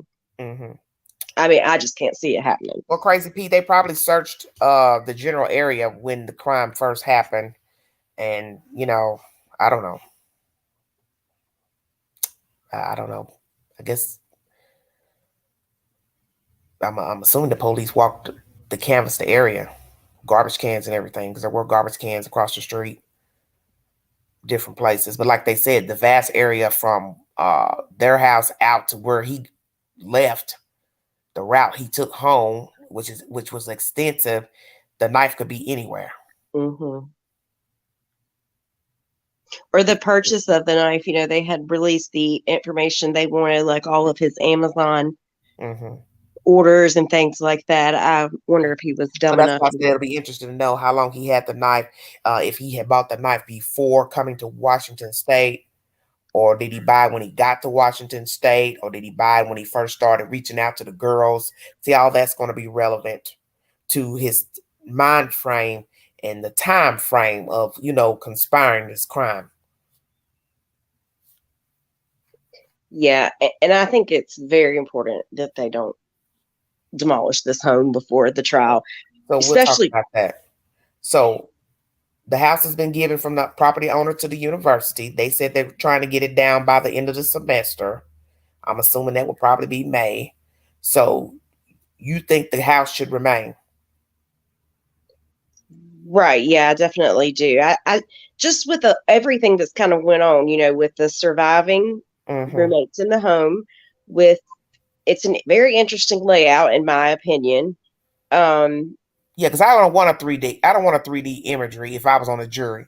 I want to be able to walk on the property all the way around it so I can get a vantage point of entry points, exit points, climbing, all that. I want to walk in and I want it laid out for me. So that way, then when they bring me the information in court, I can say I stepped here, I heard this. I also think it's very important that people sit on the second floor while people sit on the third floor and ask people to speak from the third floor and ask, can you hear them talk? That's very important. That's very important. Right. You need to be able to hear the people walk on the third floor. You need to be able to hear them talk. Also, shut the door and ask, can you hear conversations through the door? And have somebody stand in the doorway of where DM allegedly stood and then ask the person, can you hear what he or she is saying? I think that's really important. Just like, with the Murdaugh trial that had just happened, one of the jurors had spoke out and said that was a big game changer for her with the time of the murders and where, Alec was supposed to be at the time. There was no way he could not have heard the gunshots once they were, there and walked around the property and were able to see how far the home is and things like that. So I think it's very important, to where he parked. A lot of people are good with math. You know what I'm saying? Like me, I'm not a good mathematician. So I don't want you trying to explain what's 100 feet, 400 feet. Let me see. You understand what I'm saying? Let me see. Right. And then you've also got this camera that puts up this noise. I would want to know, where's this home? And then again, close proximity. Right. And then you take me inside and I need to understand in my head, how did nobody know what's going on? But we've got this footage out here picking this up, but we got a girl in a room over here. There's just a lot of things that I think it's a different layout to a standard home, in my opinion. Yeah. So I think you take them, and I think it's best you take them there in the light and you take them there in the dark. Right. And have somebody stand in the doorway, play it out, and let a tall person walk by. Of course, naturally, nobody's going to be feeling whatever these two people were feeling, DM and Kohberger, but I just can't see the way that room sits off the kitchen, and then you come from around that wall to pass her room, which goes into the kitchen. It's all open. I just can't see how he walked past her. It had to have been midnight black. She didn't have no lights on or nothing. It had to be pitch black from that living room coming into that doorway entry. It stepped in the kitchen, past her, and then the kitchen was dark. But then I think about the fact that you're able to pick out these bushy eyebrows. So, how dark was it? So, well, that's why I just said. Yep. Yeah, I think it's very important. They don't tell us if the hallway and kitchen were dark and living room was dark. They don't tell us if there's a night light on in the kitchen, if there's a night light on in the living room, is there a hallway light on to where she's standing in the doorway? None of that's mentioned for us to say how dark was it for her to say, well, whoever he was, he's white and got bushy eyebrows. Did he have a hat on? Did he have a hoodie on? All he had on was a mask. But his eyes and nose, what did it say? The eyes were visible. I feel like the mask just covered to his nose, something to that effect. But the eyes were visible. Germ. Yeah. You're a germaphobe, but you're killing people. And then the whole vegan thing, I think that's strange too. You have issues with, I don't know. Okay, I'll eat them. Braylon, hush. That's my child. Sorry. He just walked in. Okay. It's okay. It's okay. It's okay. Well, I guess it's horrific for the family getting those valuables from the house. I find that interesting too about what's left in the house. Are they going to take everything out or whatever you can take that's not soiled or whatever. It have to be just devastating going in there, getting those things, those kids' things out of there. Yeah, that would definitely be hard. And remember at one point I thought they had packed a lot of stuff up, but I don't. Yeah, they were taking it to another location where they can bid on what they want to get out from the second location. Okay. They were clearing the house out by truck, and then they was taken to another location, and then the parents can decide if they wanted to get those said items or not, whatever was left behind. But they said they weren't going to take bulky items like couches and beds and stuff. Yeah, that would be a hard decision because you don't know what's. I mean, I would assume that Kaylee's room is fine since she wasn't in there. So what was she left behind in her room? And that's where I get really confused because I've heard so many things about she was moved out. She wasn't supposed to be there. But I heard clearly her dad say in an interview that he was sent a picture of her bedroom and the bed was still made up. So that's how he knew that she had slept in the room with with Maddie. So it sounded to me like somebody made it seem like in an interview that he said she had left. Yeah, I've heard contradicting things, but I remember I haven't heard any of it. I have not heard verbatim from the father or the mother or the sister that she moved out. That's why I kept telling people, make it make sense that if she was the target, why would he even be there, period? Because if he watched the house, he would have seen her car was not there. He's ran the tags on the cars. He knows these girls' cars. Why would he not know? And he's watching the house. Right. Hello. Who said what? How you doing? So far, so good. Thank you, hon. I think with her dad being so vocal in the beginning, it was easier for everyone to run with if she was the target because he was, Yeah, the wounds were more substantial, but you really didn't just come out and say, hey, my child was stabbed up more. I didn't hear those words verbatim. No. What he said is they don't match. So we had to assume what? They don't match. What does that mean exactly? I just would prefer if he just said what he meant instead of us making assumptions of what he was saying. Because they didn't have to go up there or whatever. Yeah, that didn't make any sense. What do you mean they didn't have to go up there? You're saying that as if you knew who his target was. Then that only leaves the girls on the second and the bottom floor. Right. That would only mean to me that the target was someone else other than the two girls upstairs. And out of everything that came out, it sounds like it's right the opposite. Right. Yeah, because that was a very strange statement. I've never But when the news people say that Kaylee's wounds were worse, you don't hear him or anybody contradicting that that's true. So what is the truth? Who was the target? Who had the worst wounds? And as they have said, if a person fights back, he or she would have extensive wounds because they're trying to preserve their life. Right. So they're going to be putting up their arms and their hands to protect themselves from being stabbed. So they're going to have more knife wounds.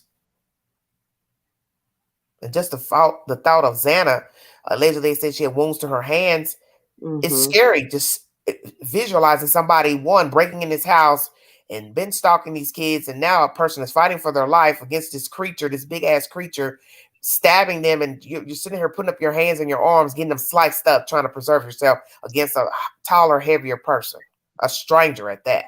And you're wondering, why are you doing this to me? I don't even know you. Imagine the terror. I cannot. Yeah, I can't imagine.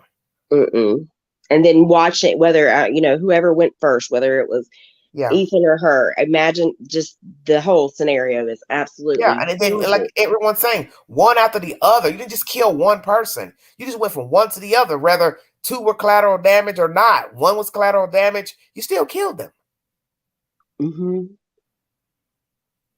Which is always, which is hard for me to understand, this or the one that was upstairs. Because, that's just strange to me that all this happened. And because, it couldn't have been quiet. It just couldn't have been. Yeah, especially I find that hard to believe, too. The only way you didn't hear anything unless you had headphones on, a TV on, or you were asleep. Yeah, and I know that a lot of people do sleep with headphones on. And maybe that But it doesn't sound like that's the case. I mean, she was hearing things clearly because she was getting up. She got up 3 times. That's what messed her up. And they're going to Mhm. grill her on that. Oh, The defense attorneys are going to grill her. They're going to be like, you heard this, you couldn't hear this. Oh, mercy. yeah, they are really going to need to prepare her for the stand because it will be rough. I cannot imagine. Yeah, because you're going to have to explain your actions that night, getting up, the morning of, while those people were there besides an ambulance or the police. Because if you tell the judge and the jury I was in a fog, they're going to say, well, this many hours went by, and for some strange reason, this fog you were still in made you call your friends over. Why? Right. You had the wherewithal to call someone else. Mm-hmm. That doesn't. So maybe you got to prove that you fell asleep or was in a fog for 8-9 hours. You understand what I'm saying? Yeah, and I don't know what's worse for her to say that she fell asleep or she didn't. Because I can't imagine you falling asleep after. Right. So then if you say you fell asleep, then you're going to have to say that when I woke up, I sensed danger and realized I was in a fog when I went to sleep. And now I'm scared to come out of the room because what I think could have happened or something happened. And I called my friends over and they walked the house and found them. And then I came out of my room. And they will rip that apart in court because you should have felt danger when someone passed you. Yeah. In the hallway. Saw a mask that you didn't recognize. And you heard that girl crying. And if you call their phones, that's even worse because then the person's going to say, the state's going to say, so you called the phone, or the defense rather, you call their phones and they get any answer from any of the girls. You didn't find that odd after hearing them whimpering? Right. Are you sure you didn't go out of the room and check? See, I'd like to know who all took a lie detector test and if they passed. How about that? Because that's something I haven't heard of either. I mean, yeah, because I would imagine that they would have held her for a while questioning. I mean, even if they didn't suspect anything, the amount of information that she gave was a lot. Yeah. Well, let me ask you something. Do you think her and Bethany passed the lie detector test?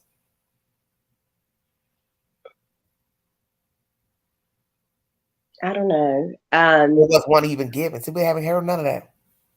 Yeah, and with it not being able to be used in court, I don't know. I mean, they say a lot of times they just use them to rule you in or kind of rule you out type thing. Yeah. I don't know. I mean, they say a lot of it's like your emotions and things whenever it's done. At the same time, I almost would want to say I would be so emotional if you were questioning me, I could possibly fail. You know what I mean? Oh, of course. Depending on it too, if you're under the influence of any type of drugs, narcotics, right. Blood pressure medicine, all that can deter the results of a test. Also, if you're nervous. But I don't know. In a way, she doesn't strike me as that type of person. I mean, of course, I don't know her, but for you to be able to. I'm just saying, if a man walked past me in my home, I would lose my shit. So for all that to happen and you held it together throughout the night and then it wasn't you immediately called 911, there were friends. I don't know. Maybe she held things. Maybe they did. I would think that they would have. I mean, I don't know. That's a good point. I've never really thought about it though. And it's odd that, Bethany is really not mentioned. Part of me wonders if because allegedly she didn't give an account of anything. That's why. Had they put her name in the affidavit as speaking on something, then people probably would have grilled her as well. But she didn't. They don't have her speaking as of hearing or seeing anything. And she's probably grateful that she didn't say anything if she didn't. Mm-hmm. And she's probably, and if she truly didn't hear or know anything, gosh, I bet she is grateful. Because, if this was truly just whatever, that she wasn't aware of what was going on and that it was just misjudgment, that's a hard thing to live with. Yeah. That's very, very hard. All this would be very hard to live with, knowing that you were in the house at the time that your friends were bludgeoned to death. I mean, this is a house of horrors. Actually, it's an eyesore. I understand the community and neighbors wanting it down, It doesn't need to stay up, but the ground is tainted regardless. It's a tainted ground, whether the house is there or not. And I don't see how these two girls function after that, because I would be scared shitless no matter where I lived after that. I'm just going to keep it real, because what I'm going to tell myself is Kohberger is one in how many that has done this and will do this. Do you understand what I'm saying? Right. And you had no clue that anyone was watching you in your home. So it can happen again, and it will happen again. Doesn't mean it will happen to them per se, but it will happen to some unfortunate female or male, because we have sick people out here. And that goes back to what I say 1,000 times over. You don't know people. Mm-hmm. All this time you're walking around skinning and grinning and laughing. You got all these different people running in the house, and you're not even paying attention to your surroundings. You're not paying attention to who's watching the house, who's standing outside more than one time. See, those are the things that a lot of people are oblivious to. Because a lot of people like to say, well, I just mind my business. I don't watch what's going on. Well, you should sometimes look out your window. You should look out your doorway sometimes, look out your peephole just out of curiosity. Because guess what? There might be that one day you decide to look at your peephole and there's another eye staring back at you. Mm-hmm. You understand what I'm saying? Yeah, you truly never know. Because you don't know. Because I didn't know somebody was doing this from binoculars or a telescope. I had no idea how deep this rabbit hole went. Now you find out it's not even from the state of Idaho. Right, because my first instinct was to think that it was someone from one of those apartments across the street. Yeah, that they I thought it was a neighbor. Yep. Sit and look with binoculars, no one ever realized they were doing it. That that would be exactly what I would have thought. Yeah, because they're close proximity, and if you got binoculars or a telescope, you can just sit all day and watch. And if not a neighbor, I would have thought definitely somebody that went to school with him, for him to be, from I realize it's close, but another school, technically a state over. Right. And not even live there long, from halfway across the freaking country. Right. It's just odd. Which is why I was shocked when Daily Mail kind of put out that picture of, I think it was Dylan, that was out running once she had, went back home. I was like, wow, and I know a lot of people like exercise or run, stress and things like that. She felt safe to run at her house. I don't know how I would feel safe. That's my point. That's how I feel about it. As much as we talked about it when it first happened, I would catch myself double checking my doors. And of course. Right. And I wasn't even in the house when it happened. Right. So, and that's my point, is that whether you are out of the jurisdiction of where the killer is and the killer has been apprehended, you still have sickos like Bryan Kohberger. They're not going to ever go away until the earth is disbanded altogether. So even at my parents' house, I would be just as fearful, because the potential is wherever. Then you got people already knowing your name, knowing of what you allegedly said, and rumors about what you allegedly said. I'd be worried about a repeat. You understand what I'm saying? As a parent, I don't know that I would have let my child go out for a run. No, they probably were at work. They may have been at work, but I just would have been afraid to come out, period, just due to the circumstances of this creep. Not knowing what he's done, who he's talked to, even though he's apprehended, but still, I would still be leery of other people harming me. And like I said, a repeat of a copycat, anything. That's just me. Yeah, no. You have to move on, and you have to go outside, but. And I would assume that they will not be by myself at first, maybe attending that school anymore. See, I haven't heard anything about that either. If the girls are still attending school, right? I'm sure they probably offer them some sort of like the homeschooling where they're able to do it online or something like that. If you were one of the girls who survived, would you go back to that university? To be completely honest with you, I don't know that. I know everybody has to move on from a situation, but that would be so traumatic in my life that I don't really know that I would continue to go to school. Like, I could kind of see myself being terrified to move away from my parents or somebody that I considered a protector, or I don't know. Definitely not that school. No way could I go back to that school. Would you move back home with your parents? Probably, definitely. Would you go back on your own and live in an apartment? I couldn't do that. By yourself? Not even with roommates. No, not even with a roommate. So you not think even you've been with your parents for a while then? Probably. I mean, I will say I've lived with my parents forever. Like I said, I know you have to move on, and that's the best thing to kind of grow from the situation. Mm-hmm. But I also know how I am. I mean, as a grown adult, there's times I freak my own self out checking my doors and things like that. So to live through something like that, there's absolutely no way I could. I mean, I'm sure I would meet somebody and get in a relationship and, move on with my life. But until I felt probably very secure, because that's another thing, I think I would maybe be a little leery of men too. Yes, of course. That especially being interested in you for you and not, once again, a sicko wacko that caught the story. Let me ask you something. Do you believe Dylan told the truth of what happened that night?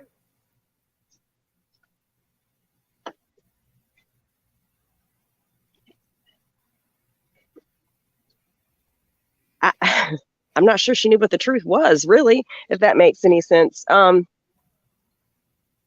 don't know. I would hope. I don't know. Because my thing is you weren't comprehending it when it was going down. You know what I mean? In the middle of the situation, I don't feel like she comprehended it very well. I would hope so. I mean, there's 4 dead bodies. And I mean, if she truly knows she didn't do anything, there is no reason for you not to tell every single thing you can remember. And maybe that's exactly what she did. But I would think she would also understand why there are some questions from a lot of people. What about Bethany? A Mississippi Mud Pie says not completely. And maybe not completely because she knew it and she knows how it looks. But at the same time, you say that something didn't sound right in both rooms and you turned a blind eye. Right, but you're also saying you heard screams and cries. So that's scary to think what else she could have left out.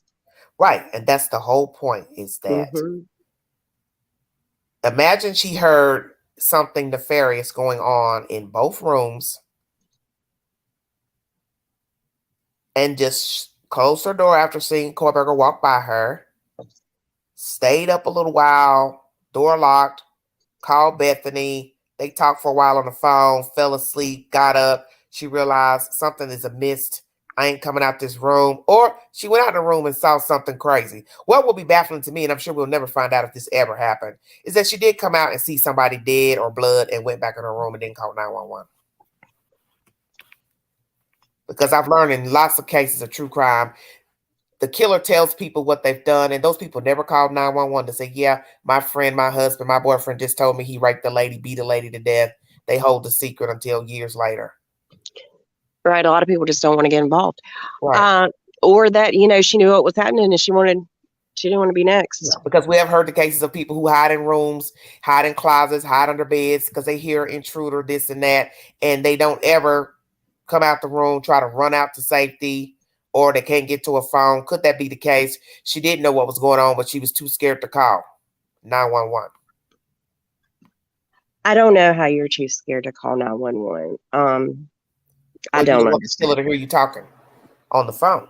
Well, it's you just dial 911 and you can hang up and they can track that phone and be there in no time. That's exactly what would happen. If you hang up on 911, they're going to call you back. And if you don't answer, or if you answer and you just leave the phone on, they're still going to come to your location. They will come to your location. And the dog was in another room, T, remember? The dog was in Kaylee's room. So you have to ask that question too. Was the dog originally in her room at first? Or was he walking around, or was he put in her room? Yeah, that's a good point. Yeah, because what she said, she thought she heard her playing with the dog. That's why I was wondering if the girl actually was still living there or not.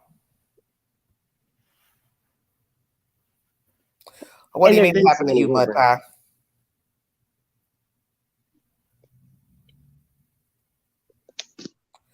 So I'm assuming you saying you was in a dire situation to where what? You didn't call 911?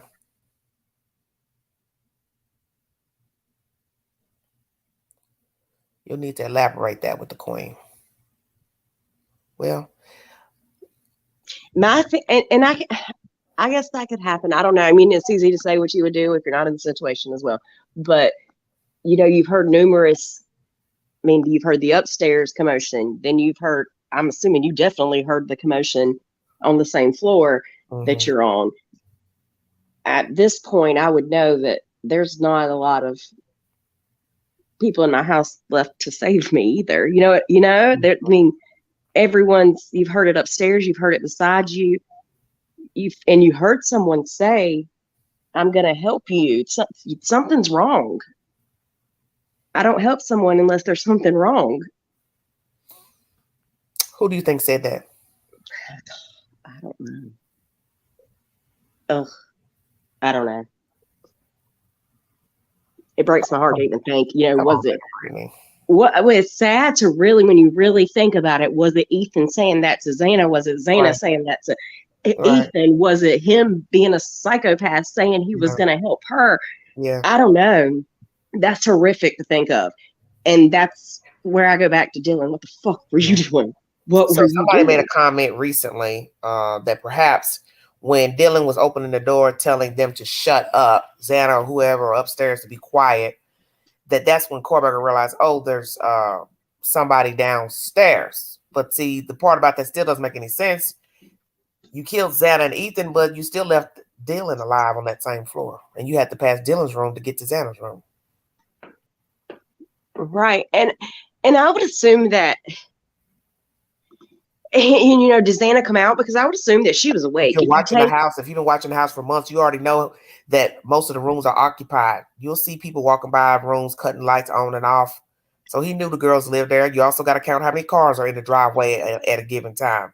So common sense will tell you any room, there's a girl that lives in there. You understand what I'm saying? Mm-hmm. But we understand why we have 2 alive birds.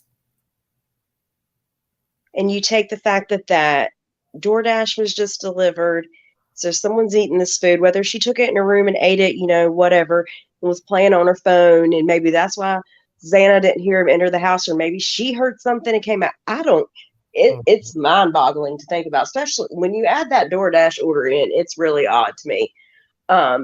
Because, someone was awake just minutes before he entered this home. And then, they're ordering food. So I would assume you're going to eat that food. Given we don't know that was truly that DoorDash bag they showed in that picture, that could have been old. So we don't know that she came back out and brought it. And I'll be interested to know if indeed the bag ever made it in the house, if it was just dropped outside, if somebody came to the door, picked it up. Did she walk in, put it on the countertop? Did she make it in with the bag? See, we don't know any of that.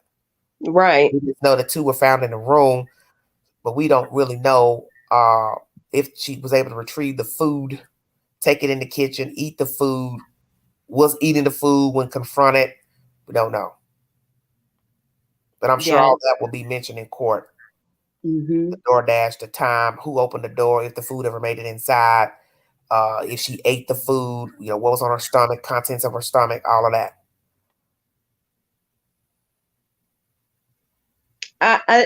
And then I go back to the smell, and maybe that's the next morning what alarmed her, that something was wrong. But still, I don't understand why I call you for your friends.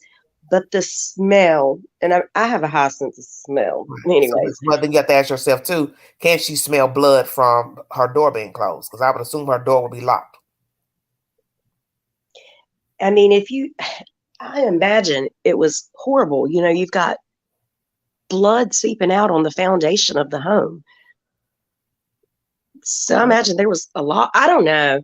There's just so many unanswered questions, and a lot that we'll probably never know anything about, never get any answers to. But I mean, I don't know. I can't imagine what the 2 surviving roommates are living with right now, because that's a horrific event. Whether if you slept through the whole thing and you woke up and you had no idea. I can say this much for these 2. They just better hope that if they ever decide to room together again or with somebody else, that they have some roommates that are alert and will not play possum. right, or they learned their lesson, and that they are, truly, not that there's a lesson to be learned for them, but that they are alert, very alert. I mean, Because if you are not alert after this, there's something wrong with you. Because you don't know people. Anybody can get access to your house. That's obvious. Whether they live there, don't have a key, whatever. If somebody wants in your house, they will get in there. Whether there's ADT, there's alarm.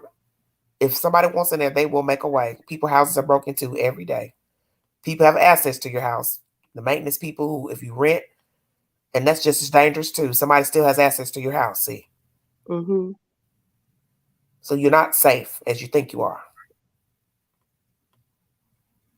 Yeah, that's why I definitely say if I could not be back at school right now. I definitely don't think I could be living, in an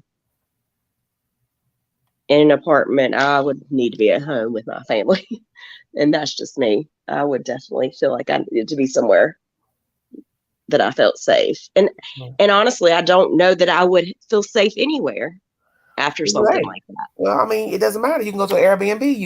You're going to go somewhere at some point that's not your house. Right. You're going to go to a hotel. You're going to an Airbnb. And once again, somebody has access to that property. Which is also scary. I've watched movies about Airbnbs. Yeah, so that's what I'm saying. So anybody could pick a lock, come in, make their way in. Cameras set up. You just have to pray that you just won't be a victim of crime. That's the point of the story, is that you won't pray that you won't become a victim. I'm at 2 hours. Anything else you want to top out on? No, ma'am. That's all. It was good to talk to you. Have a good Easter. I will try to come back on later. Maybe not tonight, but something else to discuss, because I've been behind the past month or so I'm trying to catch up on everything. But that Murdoch case, I don't think I really want to talk about that, because I never talked about that. But I would post updates. But I wouldn't mind talking about the young man, though, in the road. And they say they have two people, persons of interest, and I'd like to know who those two people are. Yeah, and they've always been listed in the information they have. It's just interesting that, they've never followed up on a lot of that stuff. Yeah, he's was more laid in the road than hit by a car. Yeah, definitely sad. Yeah, there's a lot to the Murdochs, that's for sure. And I'm also wondering, is this an issue of sexual orientation? Is the reason for the death? Possibly. I know that's been mentioned a few times. Yeah. Just from the pictures I saw of him, he looks rather feminine. So I was wondering if maybe some hanky-panky went on that night out with some friends or associates, and maybe he was misled somewhere, or somebody turned on him. Right. Come there and just drop the body out there in the middle of the road. Thank you all. Thank you so much, honey. Yeah, it's definitely sad. I don't necessarily agree with the fact that he was hit by a car. I think it's great. They didn't see anything that was equivalent to a car hitting him. Right. I'm interested to know what was found in the investigation with Maggie and Paul that caused them to reopen this case, though. Or I guess it wasn't ever closed. People were chattering in the beginning before this lady and her son were killed. See, they were chattering before, so that's what I think it exacerbated once the wife and the son came up dead. Because the older brother, his name, it was said that his name had came up many times in the investigation. But yeah, sad situation, but very sad. And it'd be sad if one of those brothers had something to do with that boy's death. Or both. Yeah. And why kill only one son and not the other?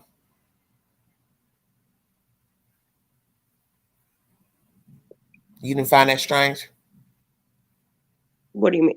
I think he killed his son because of all the financial issues that he was causing him that he no longer could afford to pay for. Did the boat case and collateral damage that maybe that has something to do with that boy's death. Well, it's always been said the other brother is the one that had something to do with the death.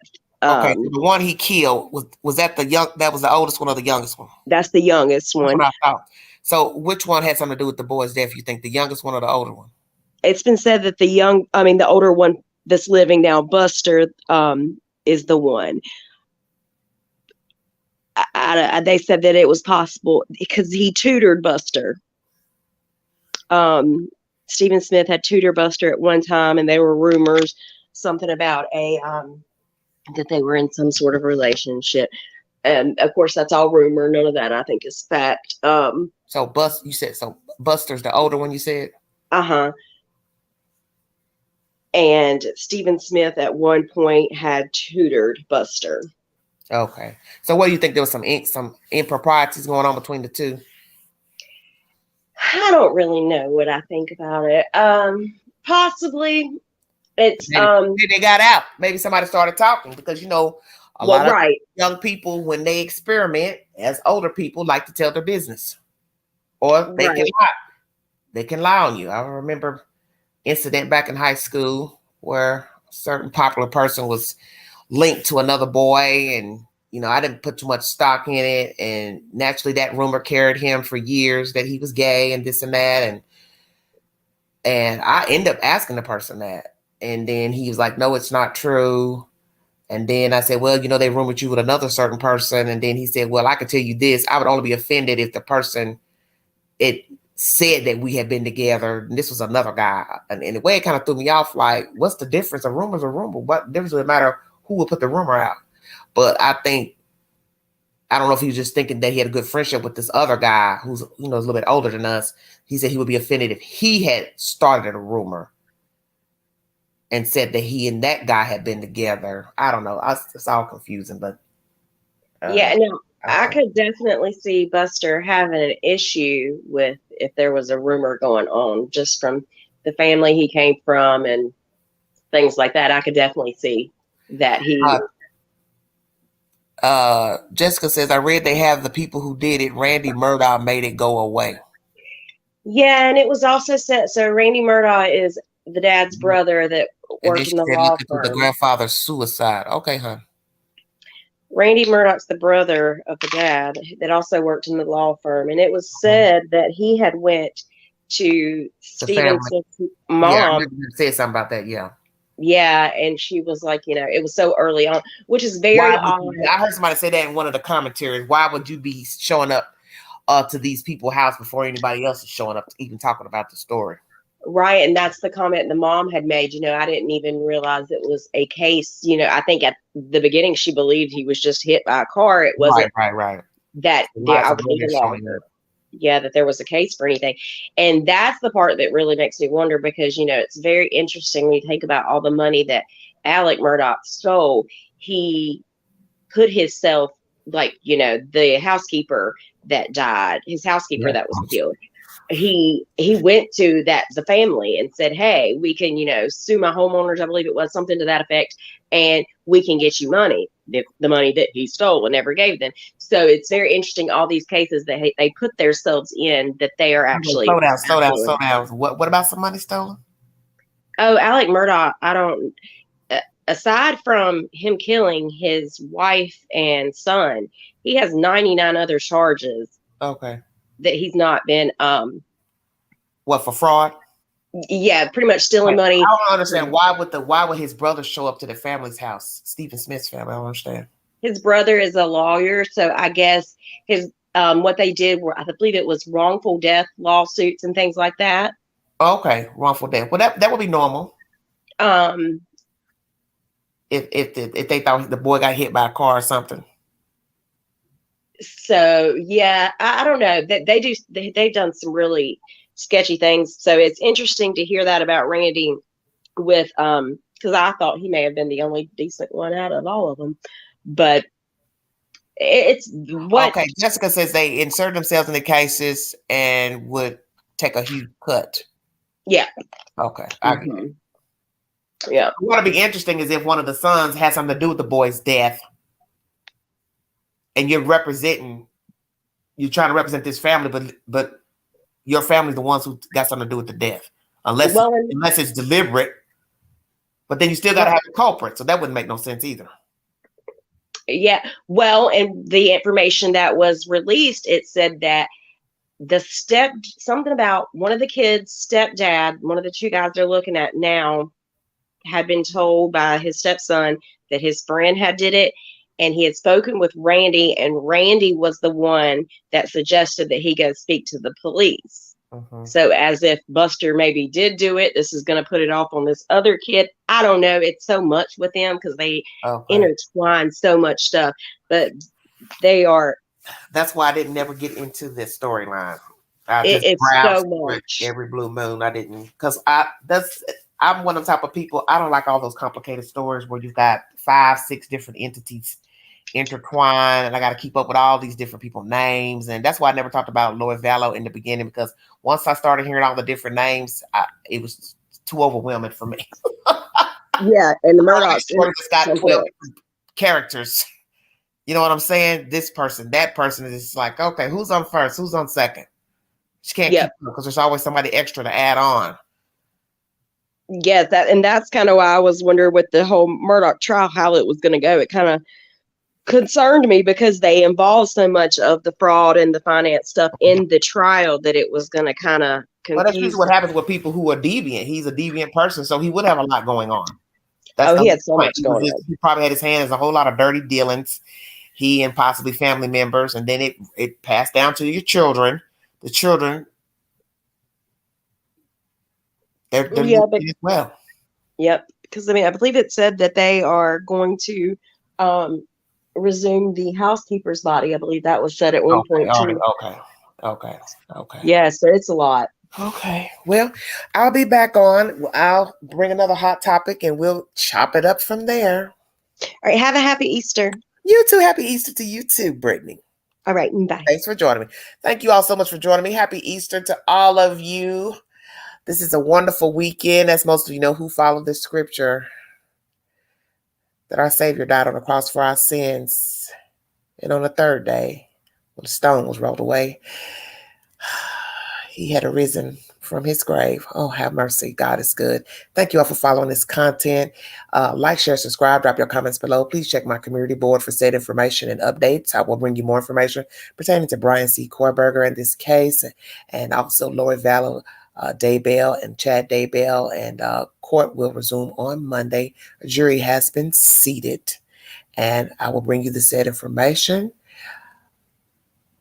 Hit the like button on this content. And if you'd like to donate to this great network, $BeganG129 Cash App, all stickers and chats are welcome during the live stream. Thank you all so much for following the content.